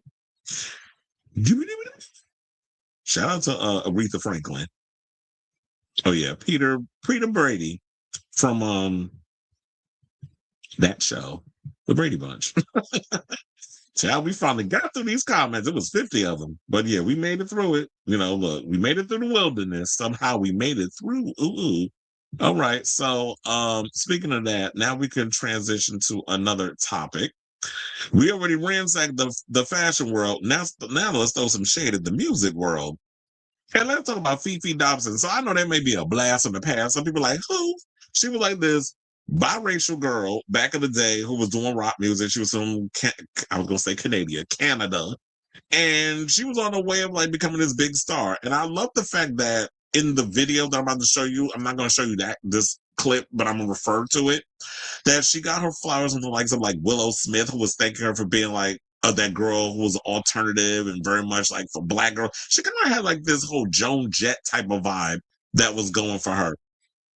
So she did this recent interview where she was talking about that she was too rock for pop and she was too pop for rock, basically code for they didn't want this Black girl doing rock music, which we already know the foundation of rock and roll comes from Black people. Chuck Berry, Little Richard, so on and so forth.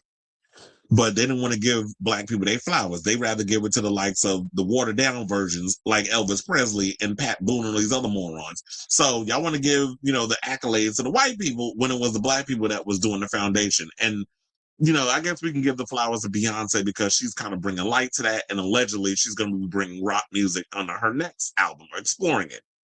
But in the meantime, so yeah, Fefe Dobson was that girl back in the day. And she said that she had put out a record and it was shelved.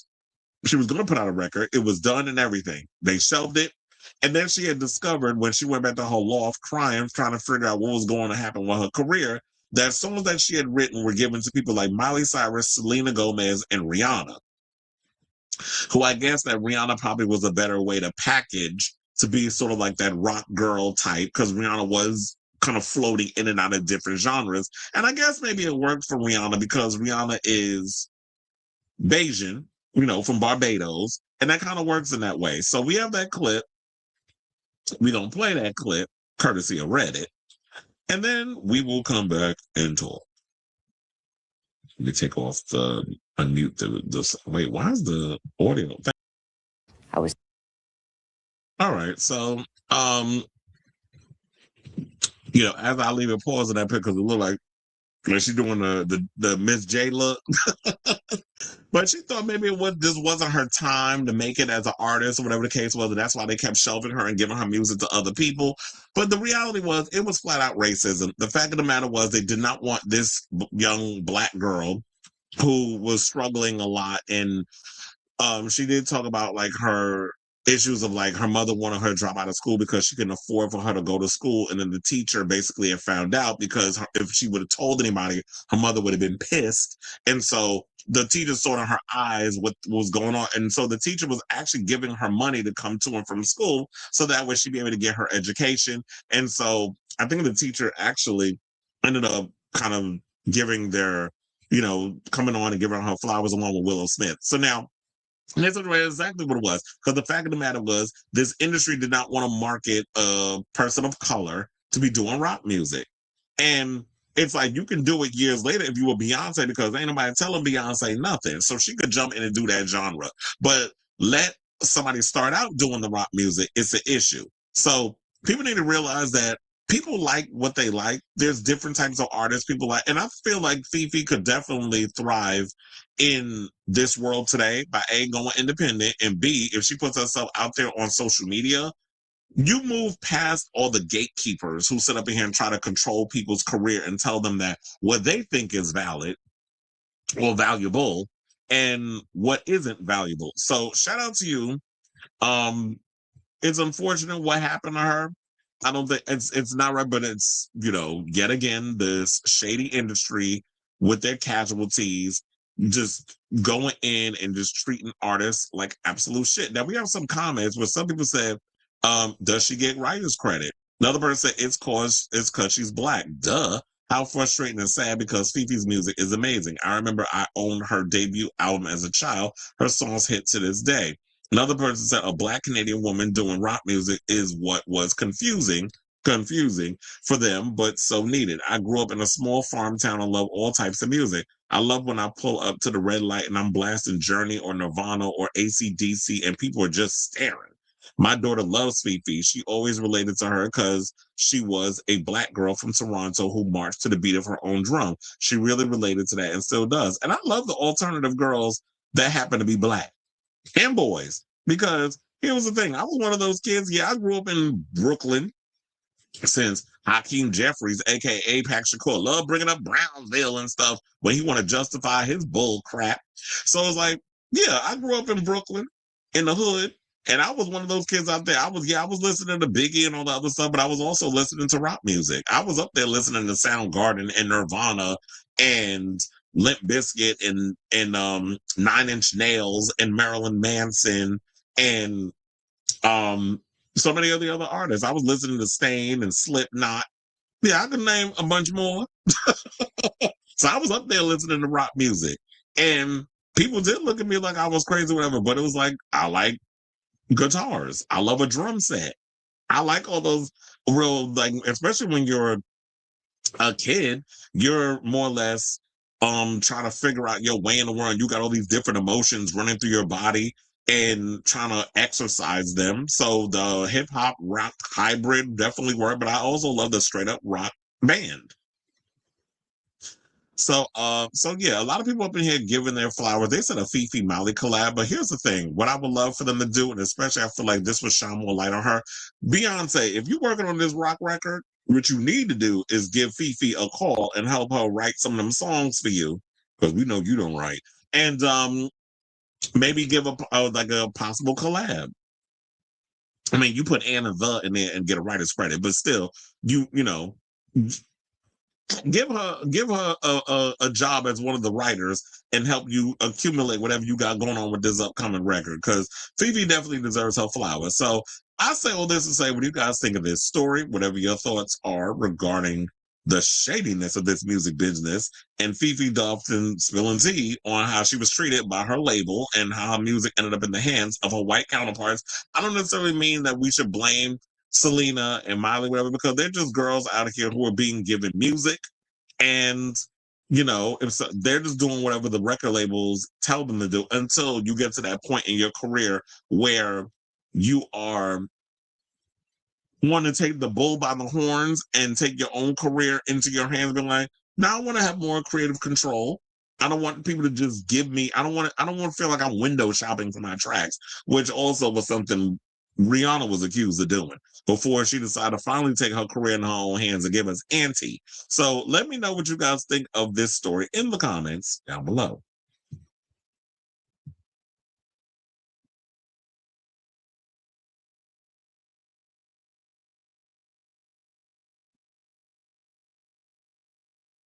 Hold on, wait a minute. I was like, wait. You said, to end this topic, it's getting coyote ugly up in here. No, Tyra. Oh yeah, I forgot that was a line from that song. It said, oh yeah, you wrote that. Timothy Champagne, where the hell? It's funny enough. I was like, where's he been? I totally forgot about that boy. Did you see Madonna's message to Amber Glenn? Yeah, I saw the video.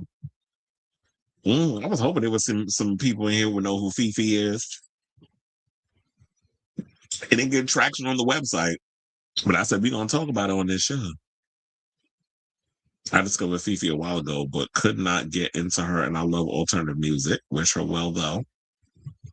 Beyonce should feature her if she's doing a rock album. Absolutely. Adrian is 43, Christopher Knight 68. Well, yeah, she did like him older. And, you know, they met on, what was it? Surreal Life, I think, where they met. Streaming became a way of music artist chart manipulation, less money for artists. Well, yeah, there's that.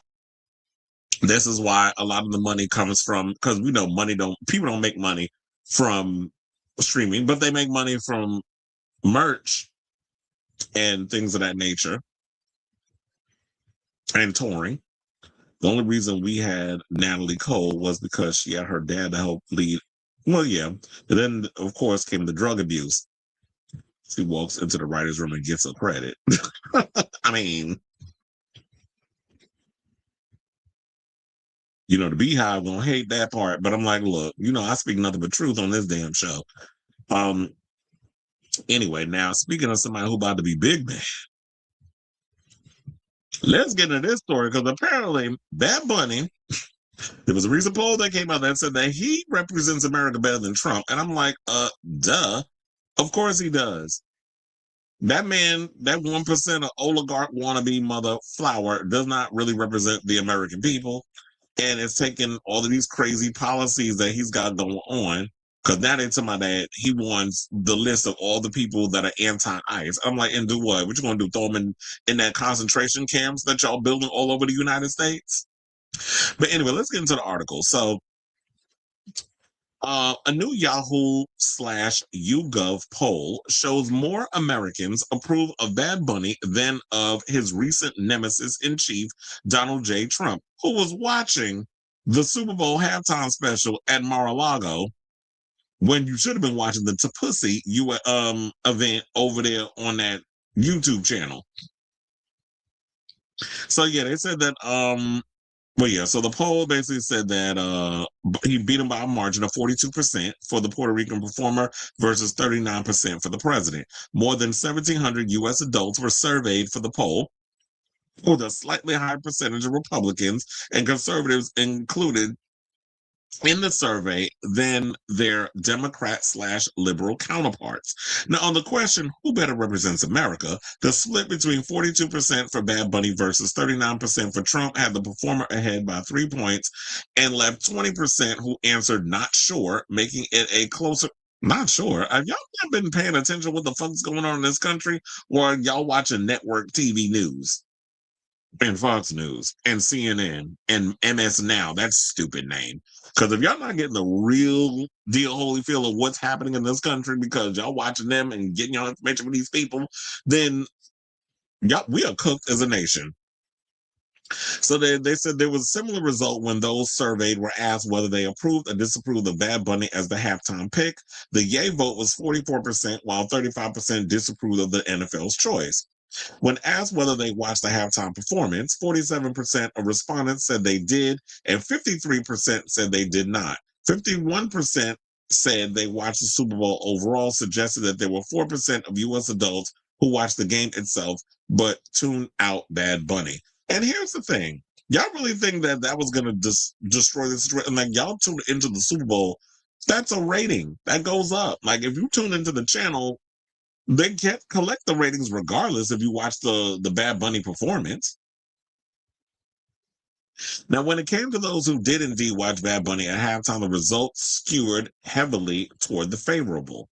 Now, on the question, did you like or dislike Bad Bunny's halftime performance? 30% of all Americans surveyed said they liked it, while only 8% said they disliked the halftime show. Another 8% who viewed it neither liked or disliked it. The remaining 53% of those surveyed indicated they had not tuned in.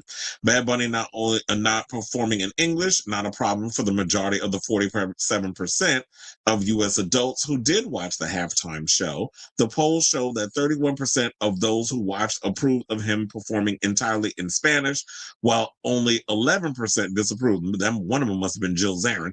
Another 5% weren't sure one way or the other. Again, the question was not asked of the 53% who didn't tune in. Y'all be confusing with these polls. Now, Bad Bunny's final burst of messaging got a high approval rating from viewers. Those polled were asked what they thought of the artist ending his performance by saying "God bless America" while naming all the countries in North, South, and Central America, backed by a billboard that read, "The only thing more powerful than hate is love."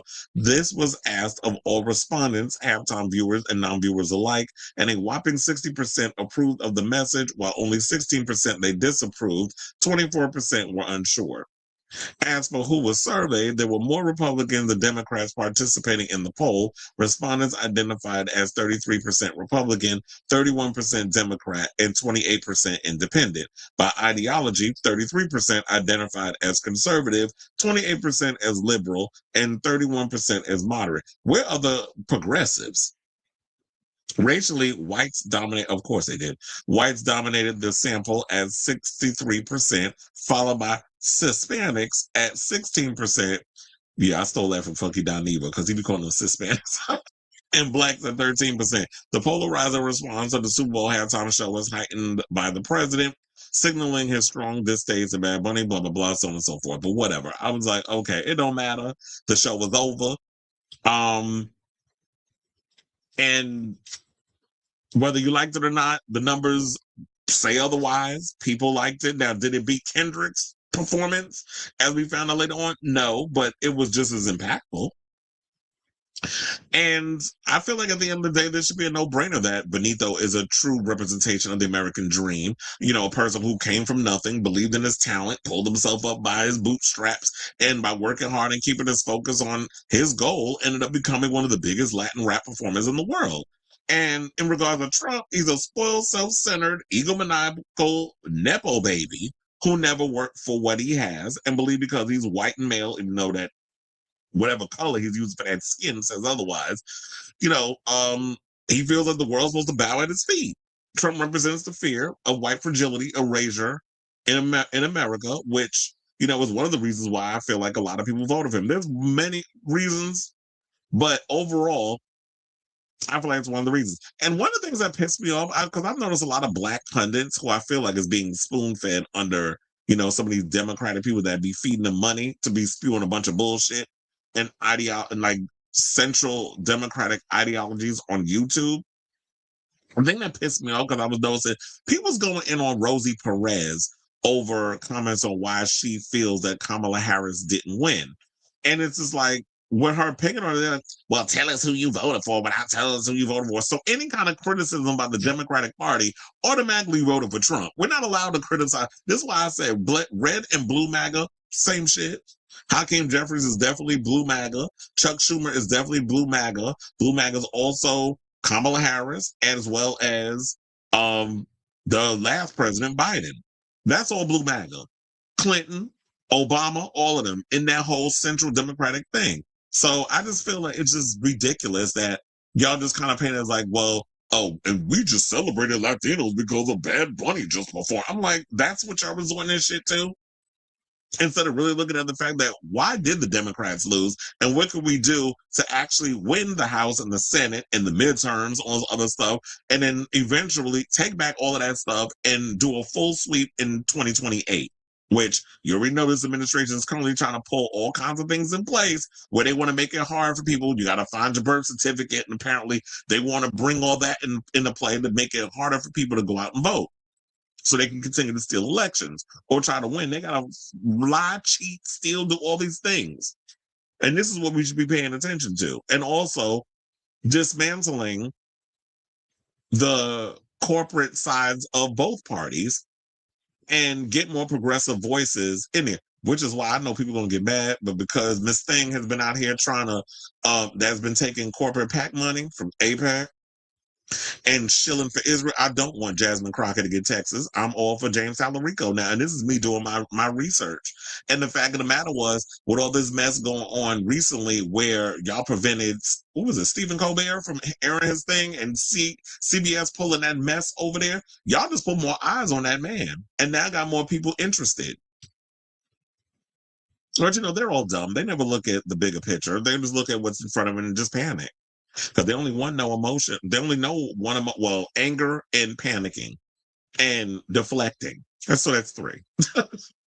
So what people need to realize that, look, regarding the fake outrage over this whole halftime situation, is that the current regime in power wants us to keep fighting amongst ourselves so that way they can continue to rob and pillage all of America's and other worldly resources. So we just need to keep our eye on the prize, realize that we got more in common with each other than we don't, and really look at the enemy from within, which is the oligarchs and these corrupt politicians, and get them out and start demanding that we get Medicare for all, a living wage, food not being so damn expensive and a lot more healthier, because people are putting all kinds of crazy shit in their bodies, and demand that we just, as human beings, we deserve more, and we deserve to not just be out here working like slaves until we drop dead. Because we may be free in this country, but we technically not all free. And it seems like when people leave America, they're a lot happier. So I say at this point, what do you guys think of this story? Whatever your thoughts are, let me know in the comments down below. Wait, somebody said, hold on. Somebody said YouTube is down? Well, shit, my stuff is still on. I'm currently live streaming, so hopefully I'm not having an issue.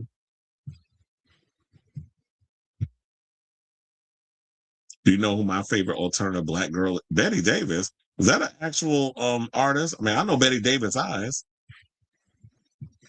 Remember when that Chad wife wannabe ex-lesbian did Betty Davis eyes? I'm like, girl, what's her name? JoJo Siwa? Nuh-uh. YouTube better come back. It looks like the YouTube is still working.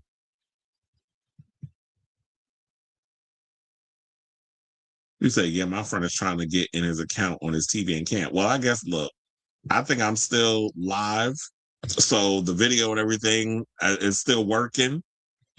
It doesn't look like it's being affected, so maybe everything else is going on that there's technical issues, but the show must go on. So let's get into our next topic. And let's talk about Shia LaBeouf, LaBeouf. In the bus. He was almost in the bus. So yeah, Shia LaBeouf apparently, it looked like he relapsed, because it seemed like he was on the up and up. He had gotten himself together. He wasn't out here being a hot mess. But look, now it just seems like that he recently got himself in a kerfuffle, however you said it. He got himself into a fight. And I seen the video where they was beating up on him. It's like he got jumped in a way. And he wasn't even covering his face. So literally, I guess he was belligerent, blacked out, drunk, all this other stuff. I'm not going to show y'all the video. Y'all can go over there on TMZ and check it out, because, you know, TMZ always got this stuff. You know, they be the first ones on the scene looking for pictures. They got autopsy reports. They know what you ate the night before or didn't eat before you went down and got belligerently drunk. But Yeah, I'm not gonna show it on here because I know how YouTube gets. If I'm on here showing somebody getting their behind beat, the first thing I want to do is I don't want anything to happen to the channel where I get a strike. So y'all just, if y'all want to see it, go ahead and look it up. But in the meantime, let's get into the story. And I got pictures though, so we'll get into that.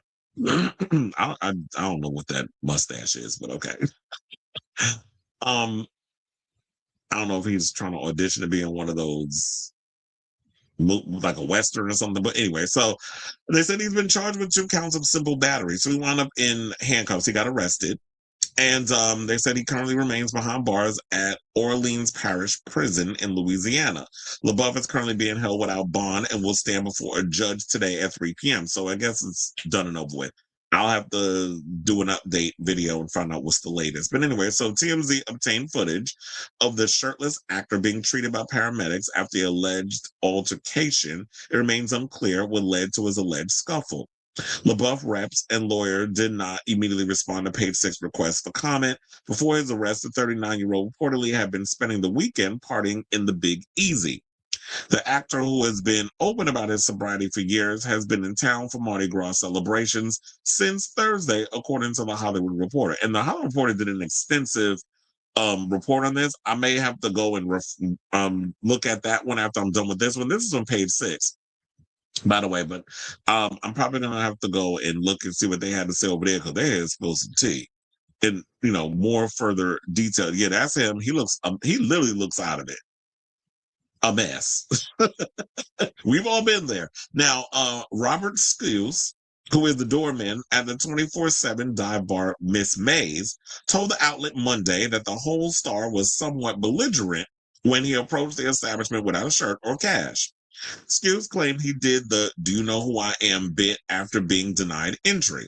Because it's like, when I be looking at something, and one of the things about my job, especially when I'm working at MSG, we're trained to actually look out for people who have had way too much to drink and need to be cut off, or we need to have them attended to because some ish about to go down, and we need to diffuse the situation before it escalates. And we've been trained to actually look into that. So I believe that this guy was looked at the situation, was like, nah, he's effed up, you're not coming in.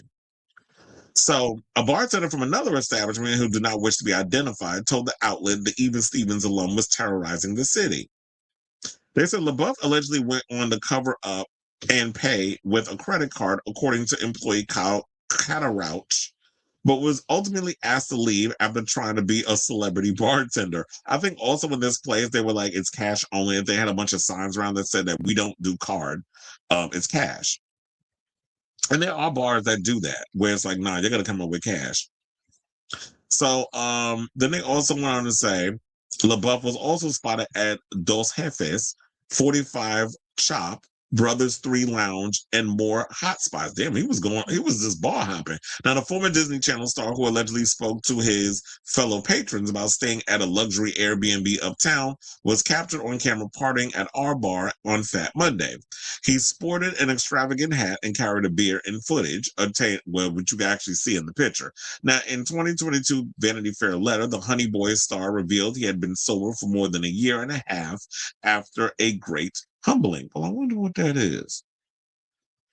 While talking the Word on Fire Catholic miniseries, Bishop Robert Barron, later the same month, he credited ex-girlfriend FKA Twigs with saving his life after she publicly accused him of relentless abuse in a bombshell 2020 lawsuit. Well, now he's married to Mia Goth, which I actually forgot about, and he has a kid with her. So you married with a kid? It kind of makes me wonder if she blink twice if you in danger, sis. That's what I want to know. Now, when the lawsuit was dropped, the filmmaker told the New York Times, he says, "I have no excuse for my alcoholism or aggression, only rationalizations. I'm committed to doing what I need to do to recover, and I will forever be sorry to the people that I may have harmed along the way." Which goes to show that whenever he gets drunk, because one person said that, in the beginning, I think another witness said that, yeah, he wasn't that bad, but that's probably because he had probably had maybe a beer or two. But then when y'all know y'all mix drinks, sometimes some other personality comes out. And I know I've been there because there was once upon a time, I'm not a drinker, like somebody who drinks all the time, but I'm a binge drinker. And one of the things is if I'm out partying with people, I'm just throwing it back. But what you have to learn to do, and what I've learned over the years, and that's when I had my little blackout moment, and I humbled myself with that. Well, I was like, oh, I ain't drinking like this ever again. And there've been situations where I've gotten drunk and I've gotten into fights and I've ended up in jail over the weekend, and you learn your lesson. And when I've done those things, I'm just like, nah, I can't be out here drinking like that no more. And I don't drink like that anymore. And you would think that, but I understand like addiction is a day by day process. And hopefully he gets the help that he needs, because you out here drinking like this, that's crazy on your part. And then you're someone who has all this potential to have been such a great actor. Like he was up there, like he could be like the modern day Daniel Day-Lewis, or he could have been up there with the career that Timothée Chalamet is currently, currently has or has been fighting for. You could have been in that same pool of actors, but your addictions got the best of you. Whatever trauma that you've had that you're dealing with, I just hope that you could figure all that out and get it together. So they said that LaBeouf, who denied each and every one of Twigs' claims, did say in the 2022 sit-down that their legal battle gave him a perspective shift. The former couple, who dated between 2018 and 2019, reached a private settlement in 2025. The same year, LaBeouf thanked Mel Gibson, of all people, Sean Penn, and James Brolin for helping him abstain from alcohol in a Hollywood Reporter interview, gushing that the actors got around him and kept him alive. The Daytime Emmy winner also previously praised his wife, Mia Goth, whom he shares 3-year-old daughter Isabel, for standing by him when he sought treatment. In a 2023 Real Ones chat with John Bernthal, LaBeouf recalled, "She was present for me at a time when I didn't deserve to have nobody in my life, especially her." He and the Frankenstein star wed in 2016, separated 2 years later, and have since reconciled. However, the on-again, off-again couple's current relationship status remains unclear. And I'm starting to think that maybe what it is that maybe that's the real gag, is the fact that maybe that they're off again, because she has been working a lot. And we haven't really seen Mia Goth around and doing stuff. Like, I know she's been acting and all those other stuff. So maybe that's the real gag. The fact that she's been out doing stuff and working, and quiet as it's kept, she ain't really been out here working.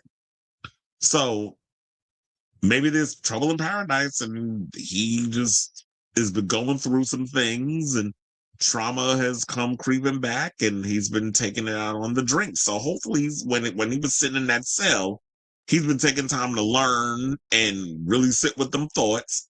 And now you got to get back into getting on the sober train again. So I say all this to say, what do you guys think of this story regarding the latest on Shia LaBeouf? I'm sure there will be more stories coming out about, like, there'll be more to spill about this as it develops. But yeah, there is a big Hollywood Reporter article where they went in on what happened. Where there was like a lot of the drinks and stuff, and to the point where they say he was picking fights he assaulted one of the people, I guess that the workers. Then they kicked him out. I think he was trying to get back in, assaulting one of the guys that was working there. He got beat up. You can see the videos or whatever. And then, of course, it was like they took him to the hospital. And then after they cleaned him up, or whatever the case was, checked to see if anything was broken, bruises, cuts, whatever.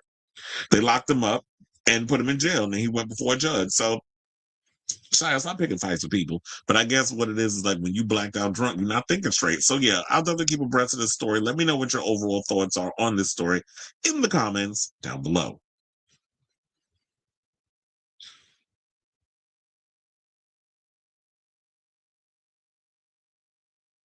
He said, "It feels surreal to still be able to watch you when you can't do anything else on the app." I was like, yeah, don't clock out, because then you might be able to not get back into your YouTube channel. You might not want to know this, but guess who Drake Vaughn is the kill? Not Jeffree Star, child. And Drake Vaughn got a big one. But that's who you sleeping with, that old nasty racist. He said, "Haven't heard about Shia for a while." Not Geminis. Well, I mean, I guess that's that might be a sign because they say Geminis is bipolar, so that could be it. He said, last night I was watching concert videos of Whitney performing in Brisbane. Truly heartbreaking. I can't. What it must have been like watching your idol deteriorate in front of you. It makes me so sad. Mm-hmm. Yeah, sometimes I get in that mood where I'll be on YouTube and I just be sitting there watching concert videos.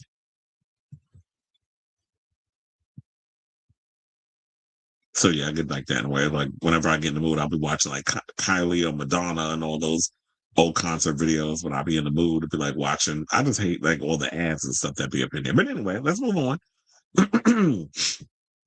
And let's talk about Whoopi Goldberg, who addressed being in the Epstein files over there on The View today. First of all, they had Savannah Chrisley on the show. I'm like, y'all that thirsty for ratings? Like, y'all can't find no real conservative voices instead of giving clowns like her a platform, and her parents are a bunch of damn white-collar criminals. So y'all can't be up here and talk about how much Trump is a damn criminal when you invited the children of one on your damn show. But I digress. So she strongly defended herself after her name was revealed to be in the Jeffrey Epstein files. Now, she said that she did not have any form of relationship and said I wasn't his friend. So the Views claimed, well, she basically claimed she is getting dragged by critics because her name is mentioned in Jeffrey Epstein emails. So she decided to clear the air during today's broadcast, which is Tuesday, February 17th.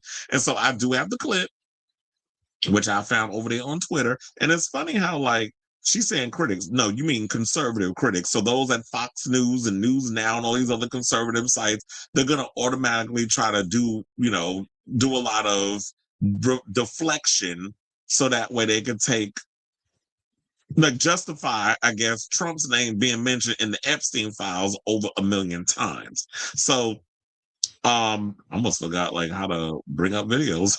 So we have the clip. We're going to roll the clip.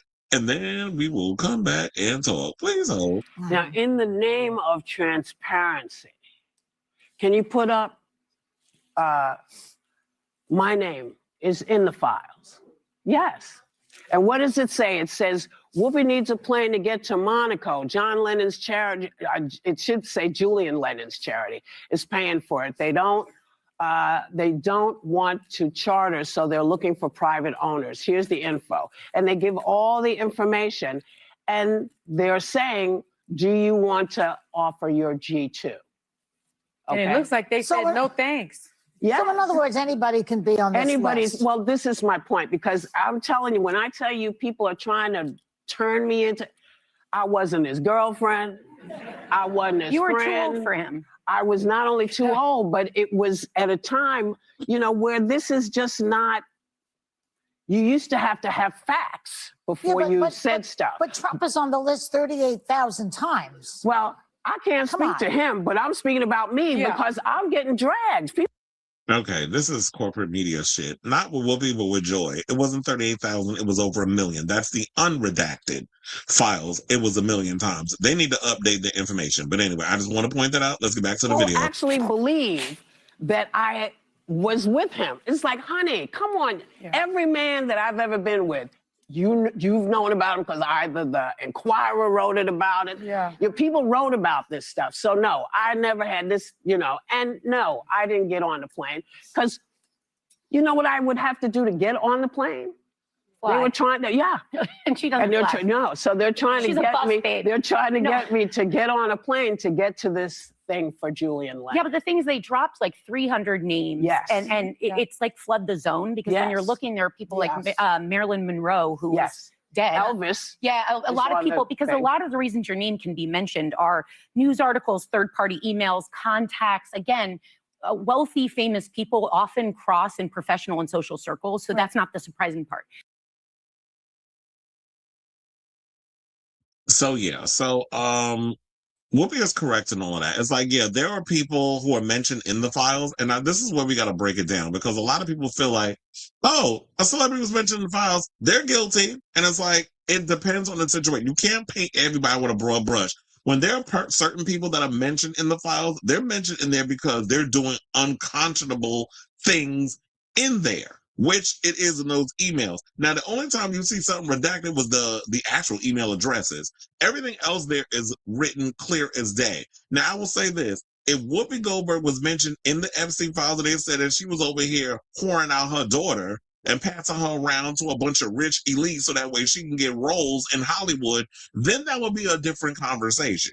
But that's not what was there. That's not what was presented. Y'all mentioned, oh, Whoopi's mentioned in the episode. Say she guilty. She did it. She just like them. And they got the nerve to talk about Trump. That's the overall attitude, because it's like y'all just look at the surface, but don't actually look beneath and do the research. And that's something that always irritates me, because I feel like even though I'm not a journalist, I do feel like I'm in a place where if I'm going to be on here spewing things and talking about certain conversations, you have to have all your I's dotted and all your T's crossed and all your facts before you come over here and give your opinion. So I'm going to come on and say that. And for me, looking at this thing, yeah, her name was mentioned, but if she didn't do nothing, no wrongdoing or whatever, if they can't bring that up in the conversation, then this is a non-factor.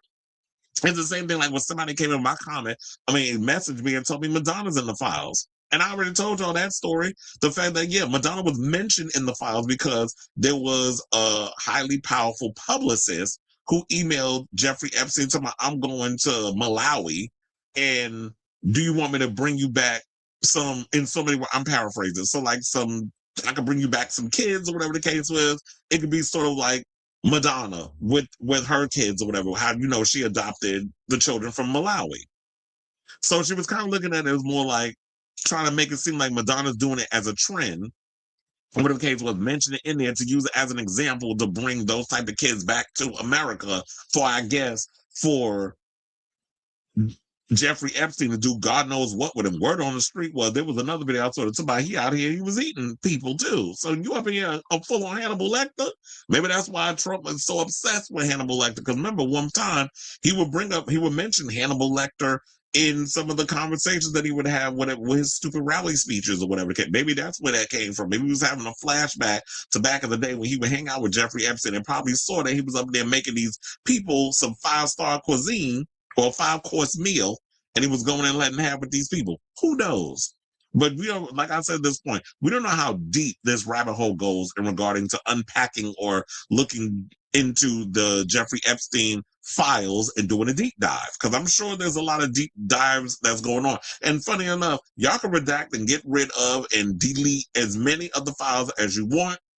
Shout out to all the people over in Europe who are not getting a foot off this man's neck. They're out here going through the files, they're revealing things, and they're holding foreign leaders accountable. So while y'all just sit up on your hands, Democrats and Republicans, and don't do nothing in regards of holding these rich people accountable for the things that they've done to the victims that are around and aren't around, and the children, shout out to the Europeans that are doing the job that y'all should be doing out here.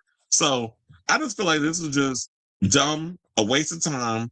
And then if y'all gonna put some stuff up in there, like I said before, y'all gotta come with the extra stuff. So it's like, yeah, your name can be mentioned in the files. What does that mean? It's not worth the price of tea in China. Now, if there was some stuff in the files where it was like revealed that you were doing God knows what to other people and causing harm to people, whether it's women, children, you were showing up at some fornication party and doing, some crazy shit to people, then that'd be a different conversation. But your name being mentioned, it's just a waste of time and energy. So I say all this to say, what do you guys think of this story regarding Whoopi Goldberg addressing, her name being mentioned in the Epstein file? It's like I said, it's a nothing burger that these people are trying to do. You know how this current administration is. It's all a damn smoke screen. So let me know what you guys think of this story in the comments down below.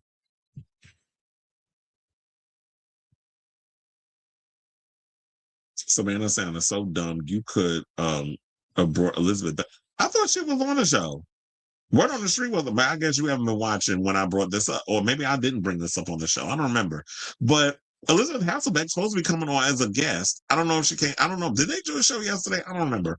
But I've heard that, yeah, while Alyssa's on maternity leave, Elizabeth. They said Elizabeth, this broad, and Abby Huntsman are supposed to be coming on the show while she's on maternity leave. So I don't know if they're doing like this. Savannah stays on for a week, and then next week Elizabeth comes on. The following week, Abby Huntsman comes on. I don't know if that's how they're doing it. But then maybe that would be smart. Just give them like 4 or 5 days to come on. Let them sit there. Then the week later, you bring on the next girl. So yeah, Elizabeth is coming back in case you didn't know. I saw a video on Instagram where a little kid kept screaming, "I'm just a kid." And someone was saying, "Make it grow." And the kid was shrieking in terror. Make what grow? Speaking of which, did y'all hear that story about that little boy that there was this pastor, last name McNutt? I'm like, first of all, your name McNutt, you were already guilty. That had basically was shaming his child for coming out and saying that he was SA'd by him. The man went to jail and everything. The mother, who basically looked like the black woman from Get Out. Oh no. Remember the black girl from Get Out? That's what his mother looked like. Just somebody that, gets in that whole sense of a piece of man is better than no man at all. That's what it was kind of giving her. Like she just settled for any man as long as he give her a little attention. And sidebar, that's how a lot of these kids end up SA'd, because a lot of them see these single mothers out there don't have no man looking at y'all, giving y'all a second glance. And a lot of y'all will look the other way while he's up in there diddling with your child in between their legs and in their butt, as Funky Dineva would say. And they doing that while pretending they loving up on you, but trying to get to your children. We've heard this story happen many times. A lot of the abuse happens in the household from someone that is very familiar with who the kid knows. And was basically the kid was uncomfortable, hands in his lap, looking away or whatever, like just completely made to feel like he was a liar. And it was just pissed me off watching that video. Now this pastor up in there made this kid. I was like, where would he come up with that? Like, no kid would just all of a sudden make up that they were abused by somebody. No, nobody just pulls that out of their behind. That's something that happened. And good on him that he spoke up. And I hope that wherever that kid is from, because I don't know where he's from, but I just hope that that people will be looking out for that kid. And hopefully it won't happen again. Because you had him do a whole full-fledged apology. But anyway, I need to get up off that heavy stuff. Let's get into some more news.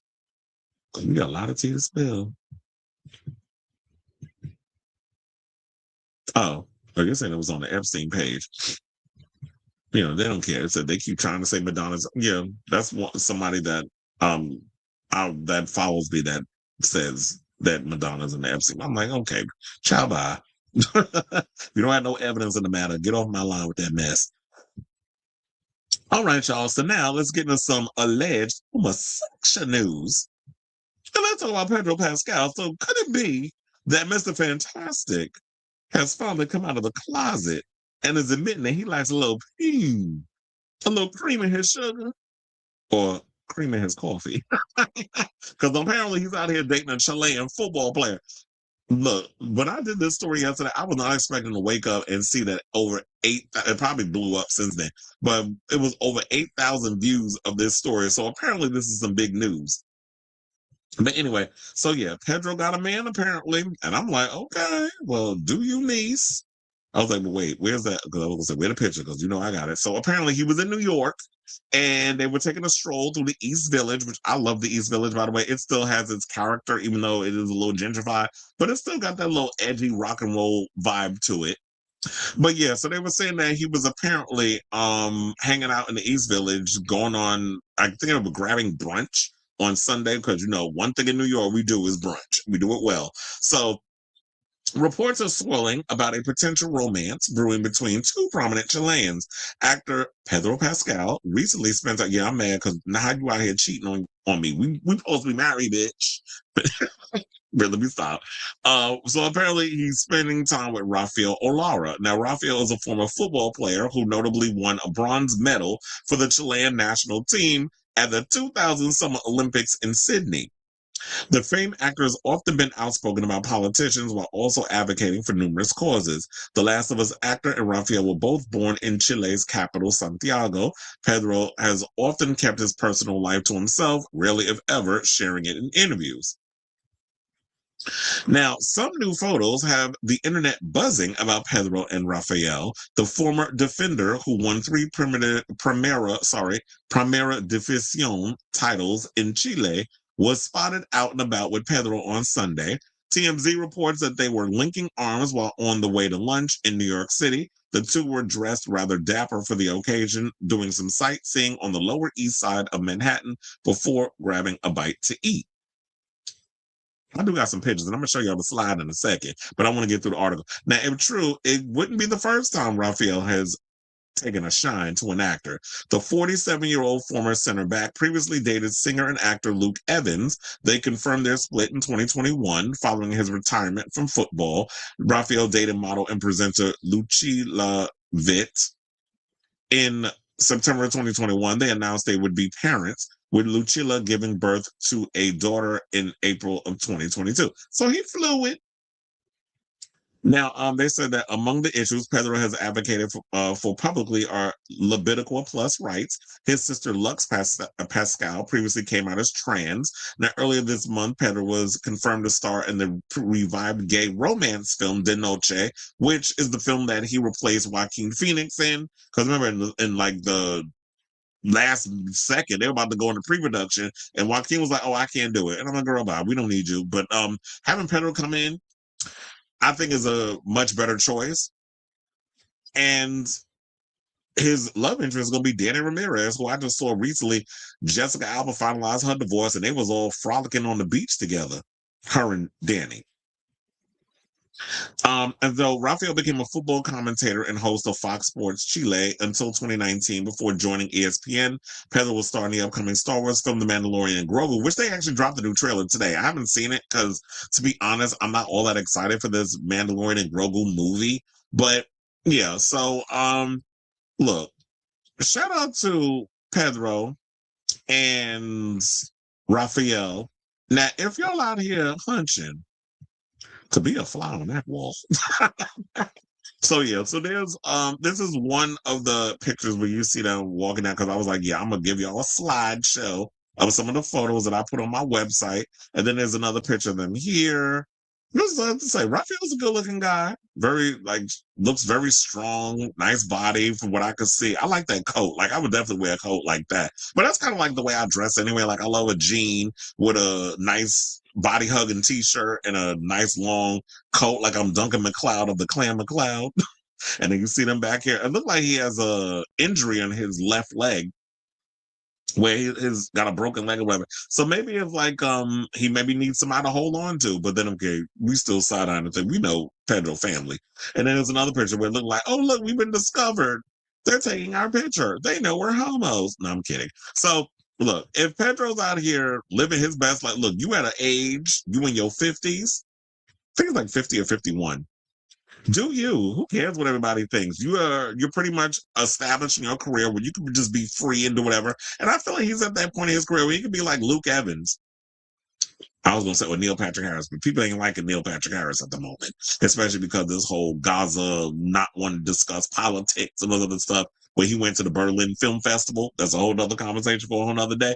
But I feel like Pedro was established at the point in his career where he could just still have his relationships, but also people won't be bothered if he plays a gay or straight role, because at this point he's proven that he could play those roles, but no problem. And also, y'all will be surprised how many people in this industry that y'all look at that are leading men really be sleeping with people of my gender. So, shout out to you, Pedro. If this is a relationship, I feel like you deserve some happiness in your life, because you've just been go with the career and all that good stuff. So I say all this to say, what do you guys think of this story? There's rumors going around that Pedro got himself a man like Shantae at home, and he out here just doing him. So whatever your thoughts are, let me know in the comments down below.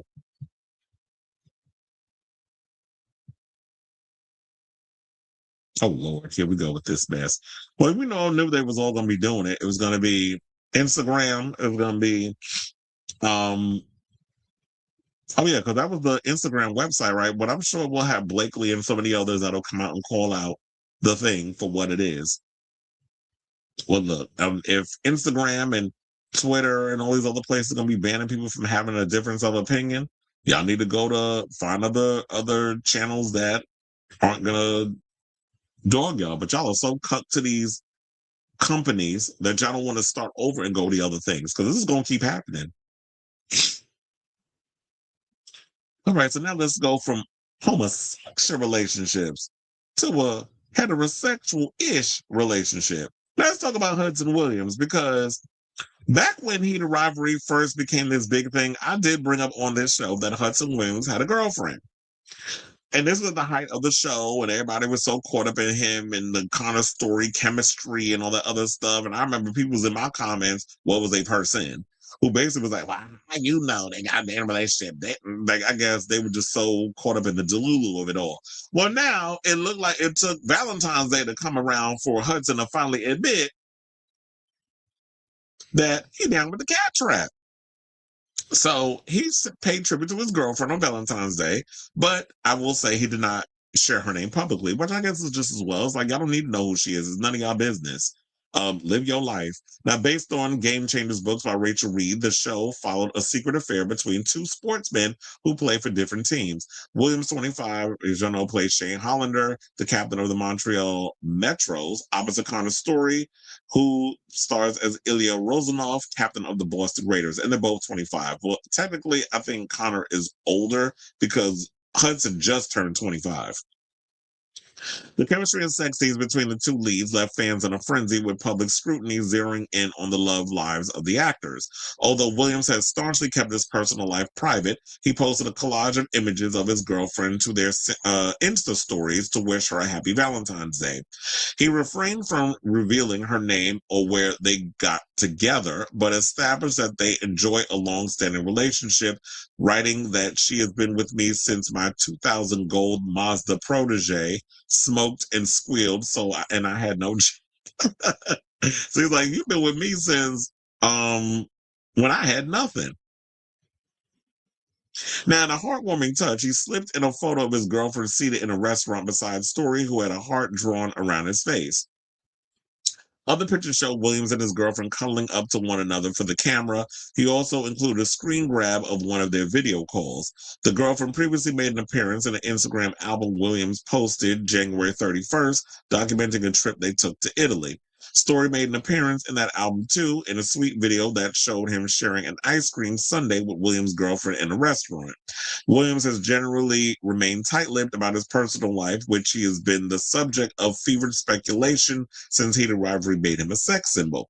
In December, a rumor surfaced that Williams was clandestinely dating a female tattoo artist who had given him and Story their matching ink of the phrase "sex sells" in a viral clip of the Du podcast, because they spell it D-U-X. So I can't say do you. From the gossip page, De Moi. Now, the video in which the acting on Heat of Rivalry was also sharply criticized came in from a deluge of backlash and was ultimately deleted, but not before Williams commented, "You know what? I've grown quite unfond of you, De Moi."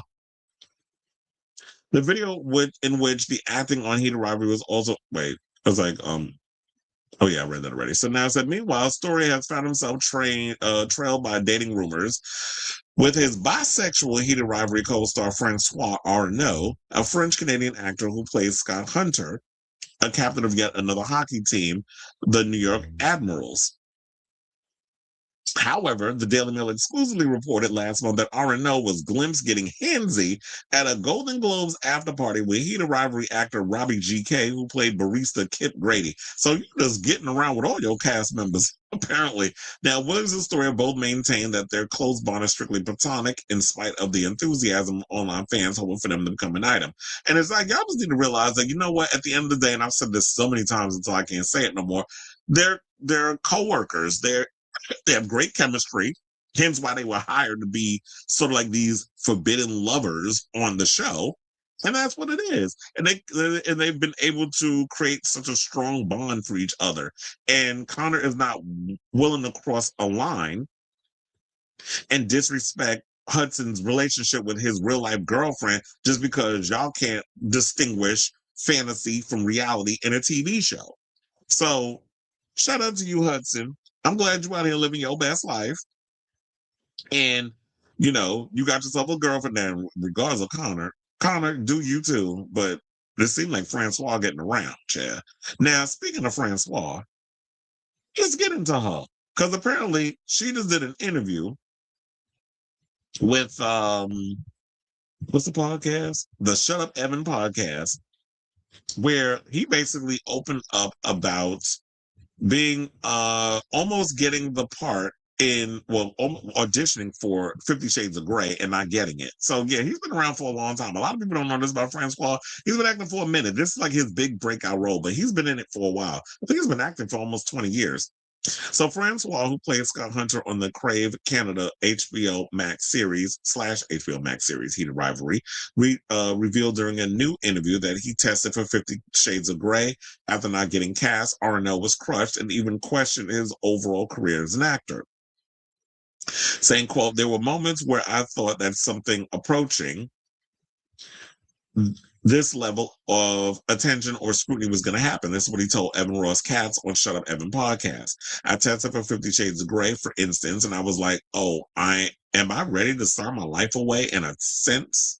Arnaud explained he was incredibly fearful of that happening because it's not really what he wanted. What he did want were the opportunities that would come with a job like that, and then being able to choose my projects.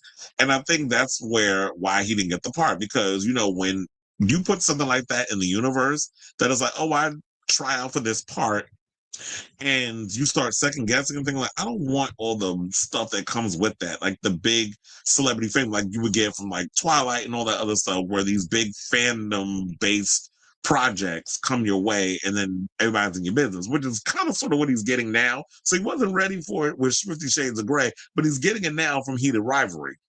But it's like, in a way, it's on his own terms. But at the end of the day, it was always going to be inevitable in regards of just dealing with the scrutiny and the people that always want to assert themselves and try to control what's going on in your personal life when you're just an actor in a show. So he didn't say what part he was going for, but clearly, if you're looking at him, he does give off Christian Grey vibes. And the part eventually went to Jamie Dornan. Whatever happened to him? I remember at one point he was roommate. If I'm not mistaken, I think he was roommates with Charlie Cox, who plays Daredevil in the show. So he also went on and said, "I don't think I would have been ready for that. I'm thankful that it didn't happen to me. At that age, I'd probably be dead." And you know what? I've said stuff like that too. When there have been opportunities that come my way and I was younger, I felt like I wasn't ready for those parts, or just anything career-wise. And I'm glad that things are starting to progress slowly, because I always felt like, yeah, if you're not mentally or emotionally ready for big changes to come in your life, then God forbid something crazy could happen. So I guess in a way, like, I'm glad that all the success is happening in my 40s versus, I was when did that movie come out? Like 10 years ago, right? So like, he was like on the cusp. He was like literally like maybe late 20s, early 30s. So they said in many ways, Arnaud reason that this is why he feels so protective over his Heated Rivalry co-stars, Connor Story, Robbie GK, and Hudson Williams, saying, "I always valued normalcy and real life and real relationships. When you're talking about the other three, there's a part of me that is a bit worried." Arnaud concluded, "I don't think I would have been ready for that. In a way, I'm thankful that it didn't happen to me. At that age, I'd probably be dead." I wanted to say the whole thing because I do agree with him on that. It's like when you're that young, how do you deal with all that fame and scrutiny in your 20s? I don't know if I would do that, because just like him, I was like, damn, we got a lot in common, because I definitely feel like that. It's like, I like being a performer. I like being on camera. I like all the things that comes with being an artist and all the other stuff. The other stuff that comes with it, where I can't have a sense of normalcy, or I can't surround myself with real people and real relationships, where it's not like, oh, you're only just being nice to me because you need something, or you want to be my friend because I have money and I have access to things and all. Like, it just, I totally understand that it really fucks with your head when you're a celebrity and you're dealing with that. There's some people that are just so egomaniacal and psychotic and just care about just all of that mess that it doesn't affect them, I guess. Or maybe they just use, deep down inside, they just hurting, or they dealing with drowning themselves and their emotions in a bottle, or snorting the booger sugar, whatever the case is. But for me, I'm just like, no, I value real and authentic type of relationships, and I can't just be around fake ass people. So maybe that's why I kind of just been hesitant and wanted to like really put myself out there and pursue those things. But at a certain point, I feel like at this point in my life, I'm able to handle a lot of the things because I'm more mature and I'm older and I'm wiser and I'm aware of a lot of the different mistakes because I watched other people and other people have mentored me to look out for certain things. So I'm glad that things are happening the way they're happening now. And I could totally see why François feels the way he does. So we relate. I can relate to you on that level. So, and I think that's probably why people assume that he's out here hunching his co-stars.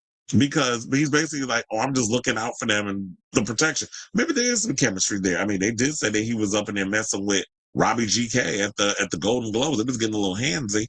But I say all this to say, what do you guys think of this story regarding what François had to say on, you know, what's going on with him and all these other things. So whatever your thoughts are, let me know in the comments down below. Or do you think that he should have played, you would like to see them as Christian Grey? We'll do that. And all the other stuff. Let me know in the comments down below. Again.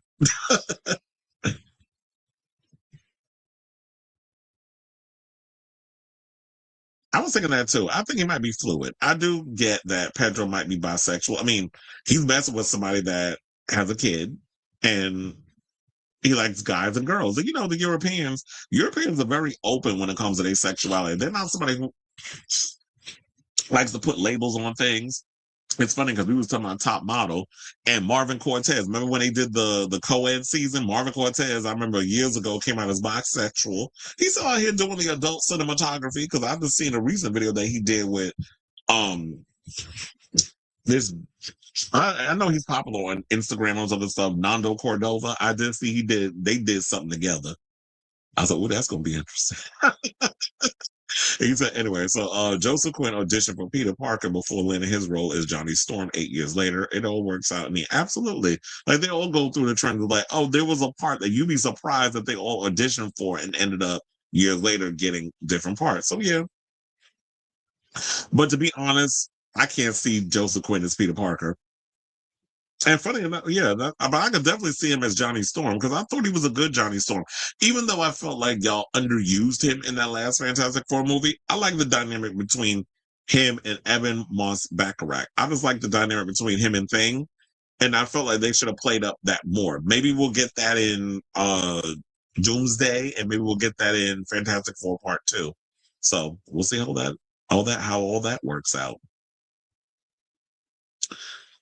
All right, y'all. So now we are down to our final 4 topics. So before we get to our final 4, if you could please do me a solid, hit that like button. If you are new to the channel, hit that subscribe button. And also be sure to smash the notification bell so that way you know when we go live with a brand new episode of Chris Avalon Unfiltered. Hit the like and subscribe. It definitely helps with the algorithm. So I definitely want to continue to push this show out there for more eyes to get on it. Also, if you want to become a member, you could definitely do that as well. We have memberships on the page as well. So if you want to sign up, definitely, or if you want to become a member, you could definitely do that. So without further ado, let's get into some drag news. Because it looks like that Drag King show that was over on Revry has been renewed for a season 2. And so it was first I think the story exclusively was first broken over on on what was the channel? I think it was Variety. That had the King of Drag story. So yeah, it was a hit over there on the channel. It's coming back, and so now the Drag Kings have a home. So I guess while we still wait with bated breath for RuPaul's Drag Race to do their due diligence and bring Drag Kings on the show, Drag Kings still have a home where they can go and try out over there on Revry. So casting applications for season 2 opened up today, and that'd be Tuesday. Quote, the success of season 1 made it clear that the reign of the Drag King is upon us, Revry co-founder and chief creative officer Christopher J. Rodriguez said.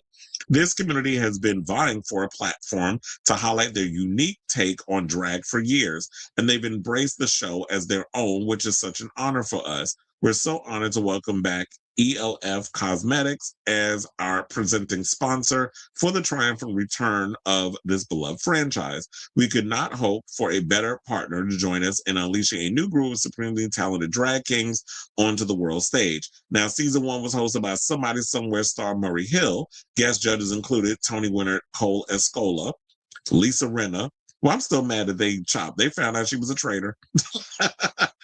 So they got one traitor out the door. Director Paul Feig, who directed I didn't know he was that much of an ally that he did the show. Because he did The Housemaid. He directed it.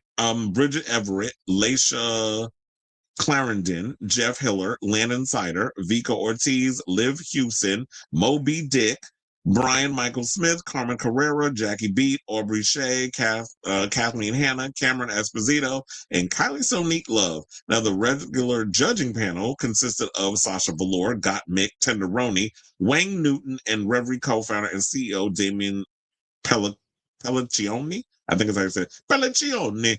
After weeks of competition, King Molasses was crowned the winner.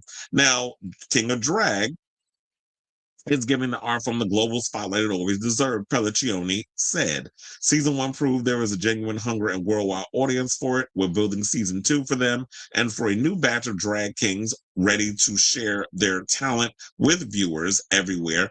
It's one-of-a-kind opportunity for everyone involved. Now, the inaugural season has surpassed, and I'm like shocked by reading these numbers, they said 32 million views to date and yielded more than 30 million social media impressions and over 3.8 billion press impressions, according to Revry. The series also earned 2 2026 Queerty Award nominations. So the show is set to premiere in the fall. I'm like, child, well, if I would have known this, I may have to go and take some of my queer-centric reality TV ideas that I'm a host and executive produce, putting it out there in the universe. Maybe I need to go over to Revry. Because for a long time, we've been saying that we need some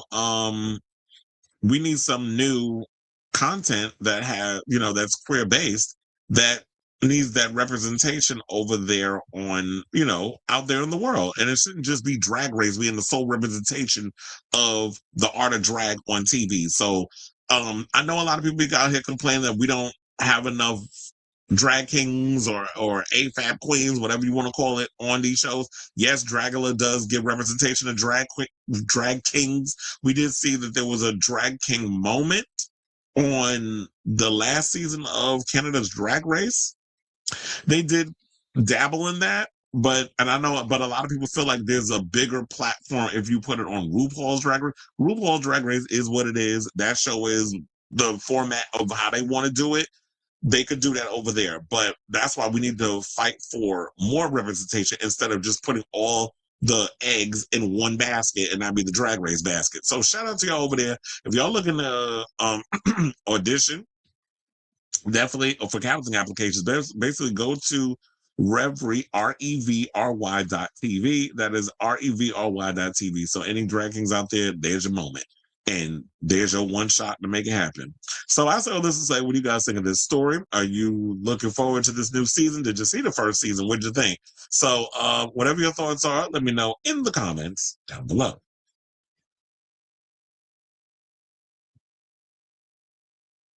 You do see that Coco and Candy were making fun of RuPaul's, but Coco also did a video with hashtag that one woman who no, you're not gonna come up in here and try to read Paula Abdul and Cold-Hearted Snake. I already know. I posted a video on my Facebook page where they were pointing to their mouth and doing the iconic lip sync that Coco Montrese did on her season of Drag Race to Cold-Hearted. So yeah, but no, I didn't see the video regarding Coco and Candy. But I have to say, I'll save some of my other stuff that I want to say about the Drag Race stuff when I get to these other topics. So speaking of Drag Race, let's get into some Drag Race Queen news, one of them. And let's talk about Eureka O'Hara. So Eureka O'Hara, I guess, I don't know if she made an announcement because of how people found out, or maybe they saw her name on a flyer and decided to drag her. I don't know how it all started, but apparently Eureka has pulled out of performing in Tel Aviv because she was called out online by pro-Palestinian supporters and fellow RuPaul Drag Race Season 18 queen Discord Adams. So she addressed the criticism and apologized for her actions in a video posted to her IG on February 15th. And so I have the clip. We're going to go to the clip. Hold on. Courtesy of Twitter. And we are going to come back and talk. Please hold. Hello, everyone. It's Eureka here. So I just got up, well, a little bit ago, and I have seen what everyone's been saying about my appearance in Tel Aviv. And I took a moment to educate myself and then reflect on the reasons why I was going to go. And I was convinced that I would be showing up for queer communities that don't have a say in their political climate. And as someone living in America, I was like, oh my God, I get it. I should do it. But what I decided is it's not worth what it represents me going there. So I'm canceling the gig. I'm also going to be no longer working with the manager that I was working with, that this was discussed with, because I just want to work with people that understand my morals and ideals. I'm sorry that this has affected anyone negatively, and I appreciate the feedback. I hope that Discord, you can share this as well as you did your post. I understand where you're coming from, and I just love you all, and free Palestine. So free Palestine. So yeah, and this is the post that I guess that she's referring to as well. So she said, I'll just stand on all 10 toes when I say free Palestine. At Discord Adams, I understand your post. If you want to share this too, that would be appreciated. A special thank you to the people that messaged me to discuss this and help me understand what was going on. Yes, I'm struggling as a trans woman, trying to rebuild my life financially and work on my transitional surgeries, but I would never accept money in this way. Please share. I hope this makes us all contribute to a conversation and educate ourselves more like I had to do today.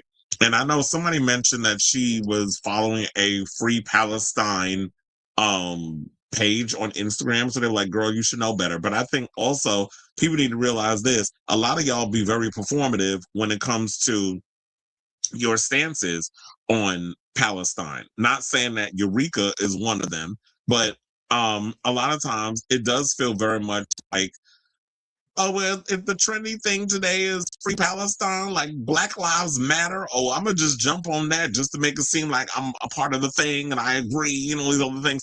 But I feel like in general, I do like the idea that people are taking the time to really, if somebody is not really familiar with what's going on, because yeah, a lot of people aren't as familiar with what's going on in the world, and particularly Gaza or whatever the case is, like I would be. Like I'm very much heavily into the politics, as y'all know. And so I'm well aware of what's going on and the overall issues. There was one person that pissed me off, and I was over there on Pink News, where I was reading the comments or whatever the case was, and somebody went and said, oh, basically making comments about that she should just go perform in Gaza then. So I'm like, well, wait a minute. So she's turning down Israel money when they've been sitting here creating an apartheid nation where y'all been literally going in and creating a whole genocide against brown people since 2023 and trying to steal their land, and us calling it out and saying like, yes, American artists should not go over there and participate because you're taking money from these people. You're on the side of you're taking blood money in so many ways. So calling people out in that way, and the fact that we have Apex Shakur, aka Hakeem Jeffries, not reading the tea leaves, because that recent interview that he did with Joy Reid was a disaster, and how he couldn't say that I'm not going to take money from APAC or defund ICE, well, abolish ICE, actually. If you're not going to say all these things and really go in and do the job that you're supposed to be doing as a Democrat, but you say, oh, we can't do nothing because we don't have the House, we don't have the Senate. You got a mouth, right? You can show you got some kind of fight in you, but y'all not doing that. You sitting there letting all these other Democrats take little states by state each way or whatever in their things, and you could win a whole lot more and gain more in the point system if you actually show some kind of fight, but you're not doing that. So we already know that a lot of y'all are just blowing smoke and you're weak or whatever the case was, but good on Eureka for coming out. And one person had said that pissed me off. They were just like, oh, so you're going to go with the party that would throw gay people off buildings? Because this is the go-to that they like to do. Oh, so to justify the deaths of Palestinians, oh, they would throw you off a building if you went to Palestine, as if there are no queer people that exist in Palestine. You think it's only just, okay, there may be a small demographic. I don't know the history of queer people and Muslims or whatever the case was, or how people want to take that. I know one Muslim that's pro-LGBT, and that's the mayor of New York City, Zohran Mamdani. So I don't look and paint people with one broad brush where all Muslims are haters of queer people. Quiet as it's kept. If you really want to talk about it, we could bring Pentecostals, Christians, particularly a lot of these evangelicals. Y'all be the main ones that be hating on the gays. And do I need to bring in Mormons? We did a whole segment on that with David Archuleta, who came out with did he come out with the book already? I don't remember. But did a whole book on his struggles of being a homosexual in Mormonism. And the struggles that he was going in. So if we're going to go there and do that, then we could bring other religions and things into the conversation too. So let's not just automatically just throw that on there because you're an Islamophobic asswipe. And said this, that, oh, are you going to go with the people that throw you off buildings for being queer? Or are you going to side with the people that throw fabulous parties in, circuit parties? And, the pride circuit party. So I'm like, oh, so it's all about partying with y'all. So this is nothing but fun for you. Like, really? That's what we need to resort this to? Some gay stereotype that always need to be out here shaking our ass and little to nothing. And these people are more accepting of us because, like, fuck out of here. When people say stuff like that, it makes me want to slap the lights out of them. But anyway, with all of this said, I do thank you for coming to your senses and being like, yeah, all money ain't good money. So Discord Adams did respond, and that was on the 15th. That was about 2 days ago, and said Eureka canceled her gig and is finding new management. We can all be advocates for change. So, as I was saying before, I'm glad that she kind of came to her thing. She's like, yeah, I'm all about morals and ideals, and yeah, I'm struggling out here, and I need money to for transitioning and all this other stuff, but all money ain't good money. And if your manager as well hooked you up to this and didn't even tell you like what's going on, then yeah, I don't need that manager around me that's not going to really have my best interests at heart. So shout out to you, Eureka. But anyway, so I say all this to say, what do you guys think of this story regarding this whole debate regarding Eureka and the Tel Aviv drama and the fact that, yeah, after she received all the backlash, and I feel like in the future, we definitely need to come to people with an open mind and really educate on certain things, because not everybody, we have to realize sometimes not everybody is as well versed in politics as you may think. A lot of people just keep their head down and just start working and don't be thinking about all the craziness in the world because they got a lot of things on their mind that they're dealing with. Eureka with her sobriety, Eureka with her transition, and all the other things she may have going on. And not everybody's out here thinking about free Palestine and all this other stuff because a lot of people don't know. So let's take the time to actually educate people. And at least she was willing to listen. Now, if she was going to be all mean-spirited and combative, then it'd be a different story. But at least she had an open mind and she was like, yeah, y'all are right. I'm listening. I'm learning. And now I'm no longer with the people. So let me know what you guys think of this story in the comments down below. Eureka is like that one kid who will always get away with everything and is now facing the realities of the real world. Well, I always say that, like, not everybody's, up to speed like the rest, because I'm like, girl, where you been? Like, there's been a whole genocide going on for over 2 years, and you just now realizing that Israel is a problem? And we have a government that continues to fund them and give them money. Like, even with all this mess going on, Chuck Schumer and Hakeem Jeffrey is still going hard for them and wanting to give them money. For what? But mind you, we got all kinds of shit going on here, and we struggling. Don't forget to drag Billie Eilish using ICE to boot a guy out of America after her fuck ICE Grammy speech. Oh, she's another phony and a hypocrite. I like the video too.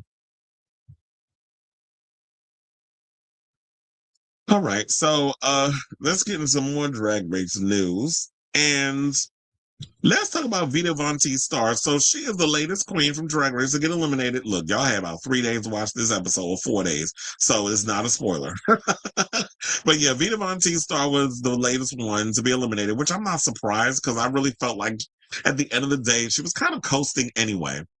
Quiet as it's there's a lot of coasters on this show. And they had the right people in the bottom. They had her, and then they had Athena's granddaughter in the bottom. So I'm like, yeah, y'all had the right Juicy. So they had her and Juicy in the bottom. Juicy said because Juicy did her dancing, her tricks or whatever. And you know with Vita is someone who's very reserved. She's very laid back. She's not like very outgoing. Like she's not going to give you that. And we already know like girls who are that reserved or whatever, they're not going to last on the show. You have to find ways to come out of your shell in so many ways when you're doing a show like Drag Race. So I just realized I didn't even close my other windows before I got to this topic. So, so it looks like, yes, the Drag Race girls are fighting because Vita is throwing some shade over at Plain Jane because, you know, apparently everybody, all these queens out here, this first of all, it's a lot. Like, one, there's a lot, it's too many damn podcasts. And now we got a lot of Drag Race girls with podcasts or whatever. And I feel like that there's a lot of ways that these girls are trying to stand out or when they get online or they want to say so. A lot of them trying to find ways to go viral or stand out or whatever. And a lot of y'all not giving. Another one that I felt like was a great idea, but the execution ain't that great. The Petty Betties. Y'all not giving me what I need either. But if y'all like it, I love it. So now season 18 of RuPaul's Drag Race is currently underway and fans are divided on all of the wild moments so far. Vontae's star is sadly the latest queen to sashay away, but she's evolved as an artist since her time on the show. The Southern Queen is proud of the overall game that she played, but even she admits that putting Mikey Meeks in the bottom for the Raider Queen talent show wasn't the best move in the long run. And here's the thing, I don't know, I don't be checking for these trolls on social media, but I was like, in my gut, well, in my mind, I was saying to myself, I was like, I hope y'all not going in on solely Vita. I don't know why I want to call her Dita Von T so bad because similar name. But I hope you're not just only on here dragging Vita because we know how racist a lot of these Drag Race fans are. Whereas there was a lot of people in that house or on the show, I should say, that were gunning for Mikey, and we all know Mikey shouldn't have been the bottom. If anything, Mikey should have been at the top. And you already saw like that lip sync in that episode with the second episode, Raider Queen was lackluster. None of them girls deserved to win because I felt like Athena really didn't give up. That was all producer bullshit. So with her win. Now, first of all, she said it wasn't deserved. At the time, there were alliances, friendships, and sisterhood. Some of my girls were a bit closer than others. That played a big part in the outcome. I really apologize to Mikey. I never want to leave a person feeling as if their talent is inadequate. It's just how the rankings played out. This is what she told Pride. Now, when it comes to the runway, Vontae's star certainly delivered memorable looks, but the queen reveals that she was hoping to have other outfits already prepared. She said there are 2 runways I was really looking forward to. What really hurt me was that I commissioned a design. Wait. I think they messed up in these damn spellings because they said a designed. I think they meant a designer. For the last 3 runways, and they didn't come through. For 3 consecutive weeks, I didn't have anything, so I had to put something together. That took a toll on my mental. There's certainly been no shortage of chaos on season 18 of Drag Race, but some people are not as entertained as they like to be. In fact, Plain Jane even called this season underwhelming and said there are no stars on the cast. She said, this season is full of stars. Did we have a bunch of boogers like on Plain Jane's season? Did our season have a bunch of rundown, untalented, unseasoned, unequipped girls like on Plain Jane's season? If Plain Jane would have walked into the room, I would have sent her home. So those are fighting words. As flat as it kept, I don't even remember who was on Plain Jane's show. But here's the thing. The people said this was going to be a kumbaya season. That wasn't going to be a lot of drama. It wasn't going to be a lot of craziness going on. And yeah, it's competition based, but yeah, it's not short of drama. I mean, I'm liking the show for what it is. Now, is it as crazy, like drama filled as like with Mistress Isabel Brooks and all of them when they be on the show? No, but it is giving very kumbaya. I'm not going to say it's boring, but she was just probably looking for a moment, and that was that. But it doesn't seem like a lot of girls is coasting. I definitely see people like, no shade, but I do see like Nene Coco possibly making it all the way to the end and possibly winning the show. I don't know if I've seen Mikey Meeks. Maybe it'd be a surprise. She could be a dark horse that she can make it all the way to the end. I mean, she's definitely very talented. There's quite a few girls. I honestly don't see the house of what do they call? The House of Dion, I don't see any of them making it all the way to the end. I don't see Juicy making it to the end. I don't see Mia making it to the end, and I damn sure don't see Athena. So, and there's no shade towards them, but it's cute. Y'all got all these Florida girls on there, but I just don't feel like y'all are giving what needs to be given in regards to the show and the competition. But we'll see how it all turns out. We'll see how it all turns out once we get all the way to the end. But, what was that? Yeah, but the problem with Vita wasn't really standing out for me. I just felt like, yeah, she was a little too laid back. She wasn't really giving. And I do feel like it was shady the way they was going after Mikey. Because Mikey definitely ate in that, and I mean, based on, it wasn't really much to eat, but she ate in that situation, but it all boiled down to politics. Do y'all think that maybe what needs to happen is that in future Rated Queens, if they're going to do this format, that they need to be like, well, there are rules in place that you need to bring into the situation when it comes to voting. And that would be, you need to focus solely on rate them based off of the talent and the challenge at hand. But then again, art is subjective. And if people did it the right way, then it'd be boring. So they want mess. It's a reality show first and a drag, and drag performance competition, whatever you want to call it, second. Kind of like what I was talking about with America's Next Top Model. Sidebar.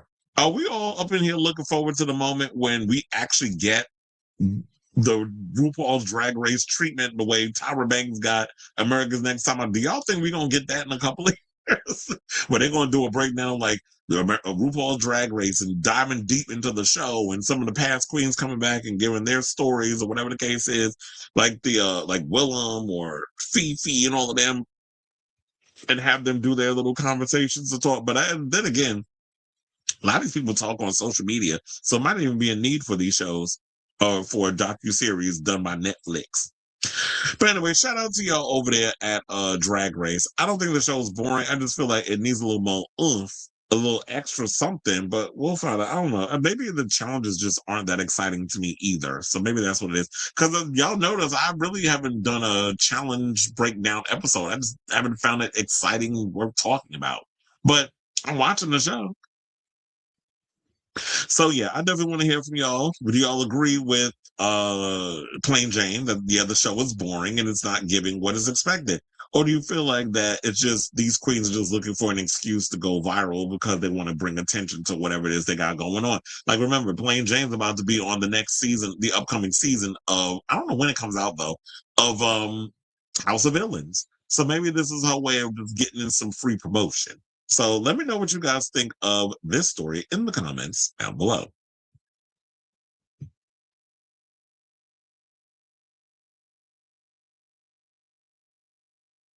I'm so excited for Snatch Game of Love Island on Friday. I don't watch Love Island, but I'm hooked on a parody of it. Yeah, that'd be cute. Maybe they can find a way to make Snatch Game interesting because, that last Snatch Game we all saw over there on UK versus the World was a choice. Then I was like, this is terrible. And I did like Cardi B. I don't care what Michelle had to say that it was one note. I mean, how else are you supposed to play Cardi B? She is very one note with how she act. I mean, you want her to be up there cussing people out? It was a good seamstress, but she was boring on the show. I think Juicy is going to get for.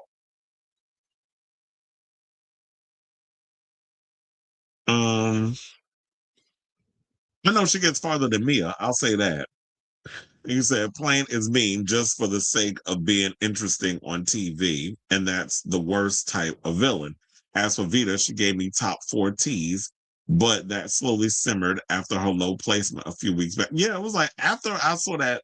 Yeah, and I think it was before the Raider Queen. There was that episode she did before that. I was like, meh. And then when she did her drag, then she did her performance, her talent. I was like, really? That's what you're doing? Okay. And then see how she plays. I'm like, man, you should not have been that high. But politics played a hand in her placement. And then the following week, it was like when they did the whole acting challenge where they had to do the political video. I was like, And then of course Juicy like, oh, I need Mikey because we had a connection. I said, yeah, because Mikey carried your ass through that situation. So you wanted that back. And you and Mia together, y'all couldn't come up with nothing. She like 2 empty coconuts, as she said. I was like, I'm glad y'all both pretty. And I see they still trying to hype up that pretty ugly video they did with Zara Larson.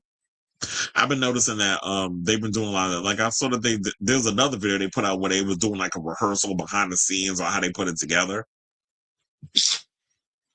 My top 4 predictions are Jane, Juicy. Yeah, Jane is definitely in the top. Juicy and Mia are not. Athena is definitely not making it all the way to the end. I've heard stories that Juicy and Mia are not making. Juicy and Mia are not making it to the end. But you're definitely Nene, Coco, and Jane definitely are going to make it all the way to the end of the show. Which I definitely see that. And I was telling a friend of mine, I was like, there's quite a few of them on that show. I wouldn't mind. I said Kaka with, but I was like, I don't do drag.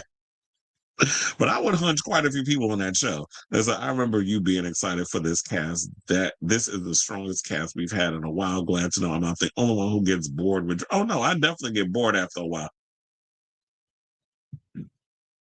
Oh, sorry. Said, why would you spoil it? It was like, yeah, this season hasn't been very good. Honestly, the queens are so. So I guess maybe y'all feel that. What's her name? So maybe y'all feel that Plain Jane is correct. Oh yeah, my fault. I be forgetting. I should be up here spoiling stuff for y'all. But you know me. I can't hold water. No, actually I can.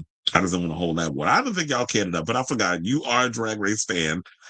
And I apologize for not taking y'all consideration. Be like, spoiler alert. Anyway, let's move on to our final topic. And let's talk about the Silence of the Lambs mess. So, previously we were talking about, earlier in the show about accountability and things with America's Next Top Model, something that those people over there that work behind the scenes refuse to do. But at least the people that work behind the scenes on a franchise, on a movie that came out like over 30 some odd years ago, I would say 35, 36 years, right? Because it came out like 1990, I believe, if I'm not mistaken. So, yeah, a 35-year-old movie, at least they took responsibility for some of the transphobic allegory that was in the show. In the movie, I should say. I don't know why I keep calling it a show, but the movie. And I have to say, I love Silence of the Lambs, but yeah, the stuff that was in there alone, So 35 years ago, moviegoers gobbled up director Jonathan Demme's thriller that hit theaters in the dead of winter. Now, some of those involved with Silence of the Lambs are acknowledging its complicated legacy in light of criticism from the trans community. The feature adaptation of author Thomas Harris's best-selling novel starred Jodie Foster as FBI trainee Clarice Starling as she tracks down serial killer Buffalo Bill, known for skinning his female victims. To understand her target, she consults with convicted cannibal and Chianti connoisseur Hannibal Lecter, played by Anthony Hopkins. Now, Silence of the Lambs surprised the industry as an Oscar-winning, generation-defining smash, but over the years, the characterization of Buffalo Bill, whose sexual orientation is not explicitly stated, has been viewed as gender non-conforming and identifying as trans. For his part, Ted Levine, having played the character who is also known as James Gum, has conflicting feelings about the movie despite its success. Now, they're saying, quote, there are certain aspects of the movie that don't hold up too well. Levine, who has never previously addressed pushback surrounding Buffalo Bill, tells The Hollywood Reporter. We all know more, and I'm a lot wiser about trans issues. There are some lines in that script and movie that are unfortunate.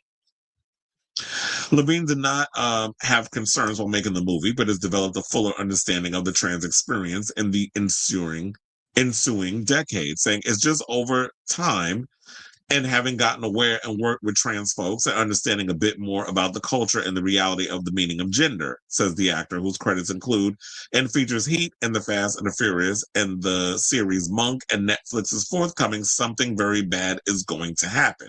Saying it's unfortunate that the film vilified that and it's fucking wrong. And you can quote me on that.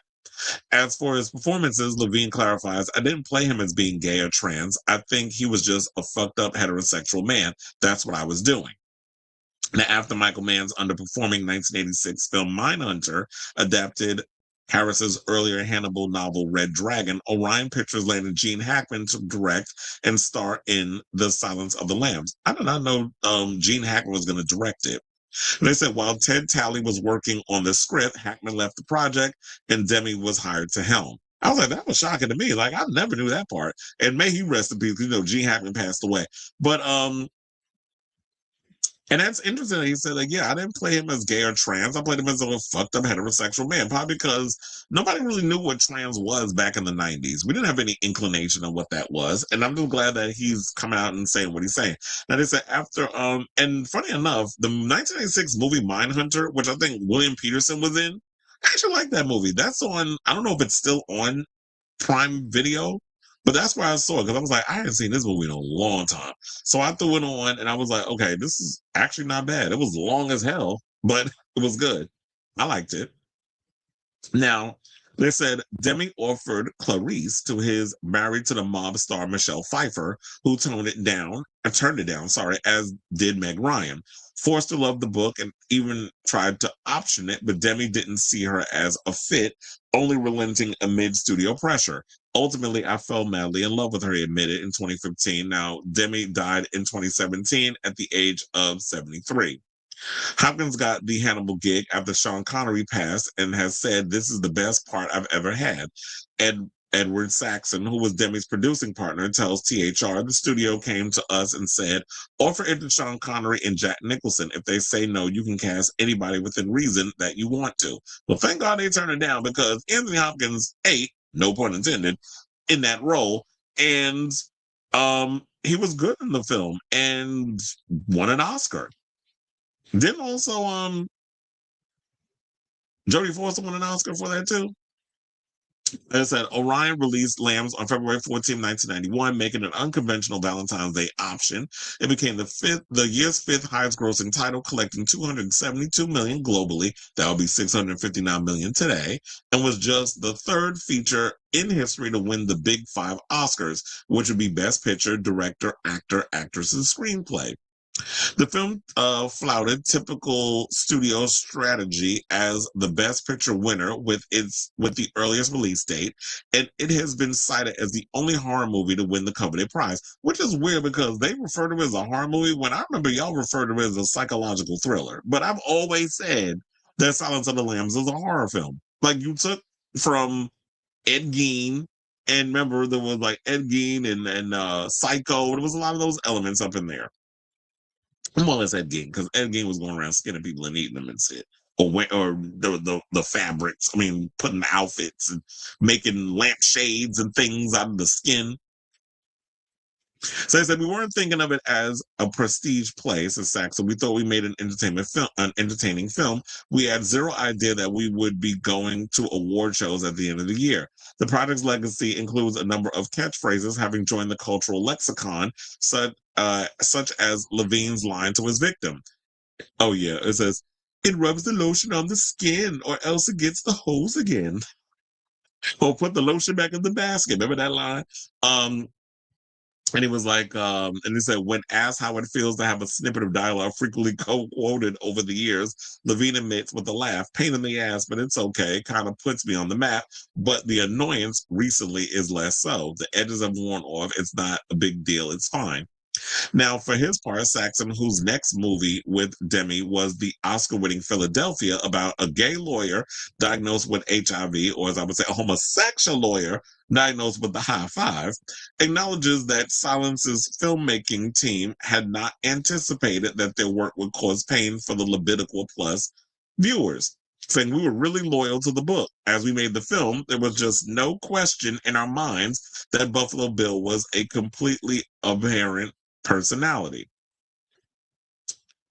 That he wasn't gay or trans, he was sick. So to that extent, we missed it. From my point of view, we weren't sensitive enough to the legacy of a lot of stereotypes and their ability to harm. Now, Saxon continues, there's regret, but it didn't come from any place of malice. It actually came from a place of seeing this guy. We all had dear friends and family who were gay. We thought it would just be very clear that Buffalo Bill adapts different things from society from a place of an incredibly sick pathology. Well, I guess when you've been over the years of looking at a lot of, like, The Cellular Closet is a perfect documentary where it breaks down all the history of how homosexuals were portrayed and trying to remember if trans were included, but just queer people in general were treated in cinema. So I guess they would probably have blinders on when it comes to that, but they were always seen as problematic killers, or they would be victims in so many ways. Like, you kill them off, or they were just people that were going around killing people, or whatever the case was. Like in Rope and so many others, other films that pretty much perpetuate a lot of queer stereotypes. So yeah, they were always portrayed as like murderers, or, you know, something where they got a mental disorder. Now, since they said Silence of the Lambs has continued to be a steady part of popular culture throughout the decades, with AFI naming Hannibal Lecter as its top screen villain. During its 2024 presidential campaign, oh, Jesus Christ, not y'all bringing this mess up. The moron in the White House brought up Hannibal Lecter in reference to migrants, while also having used the phrase "a wonderful man" to describe the character, which is like, how do you even know? He's not even a real person. Now, to compare, but that's probably the dementia talking. Now, to compare people who are looking for a better life coming over the border to Hannibal Lecter is about as perverse as anything we were able to come up with in the film, says Saxon. As for Trump's fascination with the character, the producer adds, it's a fascination with power and an elevated sense of self. Our president is stuck in a period. The Village People, Hannibal Lecter. I don't think he stays up late watching new movies. Now, regardless of any misgivings over the elements of the finished product, Levine holds positive memories from making The Silence of the Lambs, saying Jonathan is a wonderful, wonderful man. He says the director, and the movie was a great experience, probably the best I ever had on a film. Well, yes, I love Silence of the Lambs, one of the great horror films to come out of the 90s. Definitely a classic. I love the slow burn of it all. Jodie Foster did a phenomenal job. Jonathan Demme directed it fiercely. Hannibal Lecter, well, Anthony Hopkins definitely, as I stated before, no pun intended again, ate in that part. And Mr. Levine did a phenomenal job as Buffalo Bill. So I could definitely see why there was certain things with the makeup, that he was the lipstick and the tucking the penis in one scene, which is literally this scene here, where he's dancing to the music, and the tucking scene and all the other stuff. I could definitely see why people were looking at it as like, yeah, this is kind of like you're painting trans people in this light. That maybe that's what he was thinking. And maybe in your mind, that's what you weren't thinking. But I guess when you are someone who is a part of the queer community, we have incentive to look into these things, or to see things that other people won't see, like a blind spot or microaggression, whatever the case is. So we've all been trained when you're an other to look out for things, whereas y'all probably don't see it, but we see it. So this is a case of know better, do better. And they've learned, and they're doing better, and they've acknowledged that some of the stuff in the film was hurtful, and now we can all gradually move on from it. Because the movie is, I mean, it came out 35 years ago. There's nothing we could do about it. But to acknowledge that it's like, yeah, we didn't mean to hurt a specific community, and for that we apologize, especially in a time where trans people are under attack in this country and are being used as a scapegoat by this current regime while they're pillaging our communities of its resources. So I'll say all this to say, what do you guys think of this story? In regards to the whole Silence of the Lambs ordeal? So whatever your thoughts are, let me know in the comments down below.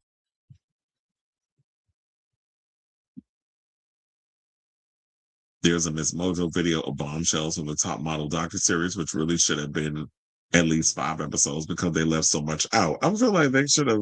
It did feel like a lot of filler in the series, but I feel like y'all should have really went in and really dove deep into a lot of the stuff, instead of addressing just the things that we were already aware of.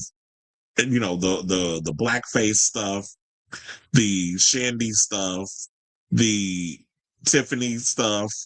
Like, I feel like we should have dove more into it, and I really feel like they should have spoken to more girls. But I feel like there will be this top model thing.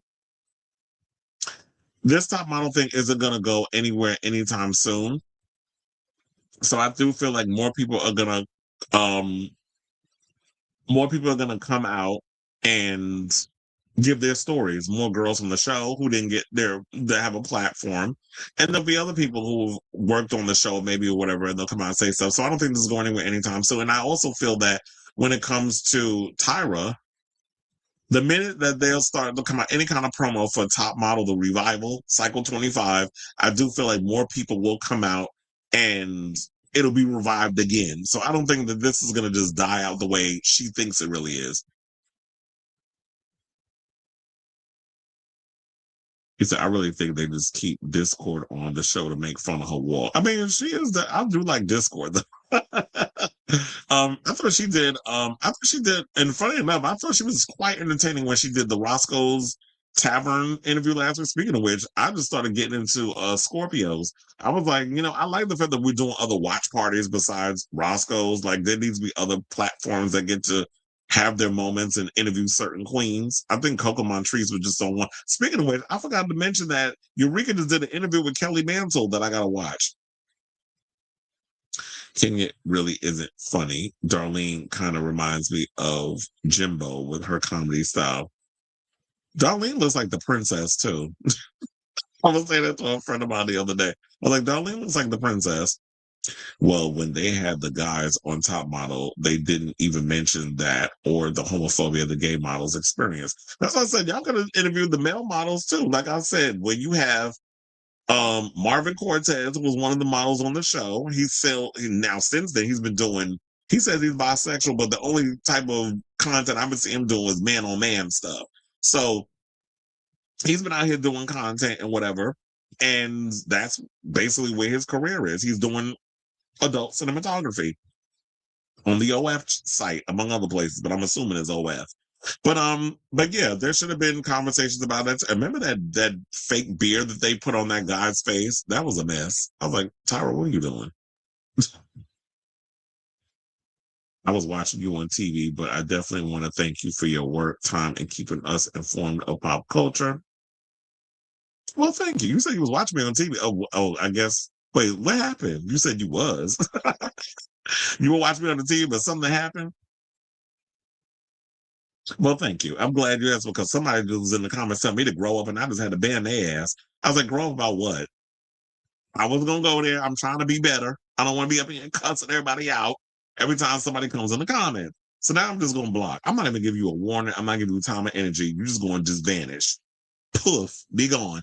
So he said, but yeah, so seeing this come in, this is much better. So that just warmed my black little heart. We said, I want to thank you for your work, time, and keeping us informed on pop culture. Because yes, sometimes I'll be wondering, I have my moments. I'm like, am I just wasting my time doing that shit? Because this is an all-day thing. Like I already told you, once I'm wrapping this show, then I gotta go eat something. Because I haven't eaten anything. Probably because I wasn't hungry. Like all I had earlier today, I just had cereal, and that's kept me full, surprisingly. And that's weird because cereal don't keep nobody full. That's like literally eating air with milk. So, yeah, after this, I gotta go eat something, and then I gotta go put in the timestamps for the show, and then edit down some of the segments, some of the stuff. Oh, okay. He said Will won the Amazing Race with his husband. Oh. I never really got into the Amazing Race. He said, oh, you're saying there was an issue with YouTube earlier and it was down on TVs. Yeah, because I remember like usually when I watch YouTube, if I'm in the kitchen cooking or whatever, I'll watch YouTube videos and I watch it on my iPad. I used to watch it on my phone. Now I just use my iPad. But then now I'm just like, and then when I'm like down on the couch, whatever case is, putting the show together, I'll have it on the TV. And I prefer to watch that way because you get to see everything. My big old head and everything. So I guess, well, I don't know, is it back up on the TVs? Let me know. Because I know a lot of, I do notice I get more traction on the phones. But I was like, let me see what else is going on in the YouTube sphere after all of this, and I'll probably just catch up on it. But if not, if it's still down or whatever, I'll just catch up on other stuff like Drag Race, UK versus the world on the TV until they get YouTube together. But anyway, so we're at the end of the show. I want to thank you all for tuning into the show and supporting me and listening to me run my mouth for almost 4 hours. and all that good stuff. Felix says that the TVs and stuff are working again with YouTube, so that's a good thing. But yeah, so love you all for watching. Thank you all for tuning in. I'll be back on tomorrow with a brand new episode of the show, Lord willing, if they got any good juicy topics and all that good stuff. So yeah, love you all for watching. Thank you for your continued support. Thank you for tolerating all this craziness on this messy show of mine. And until next time, ciao, darlings.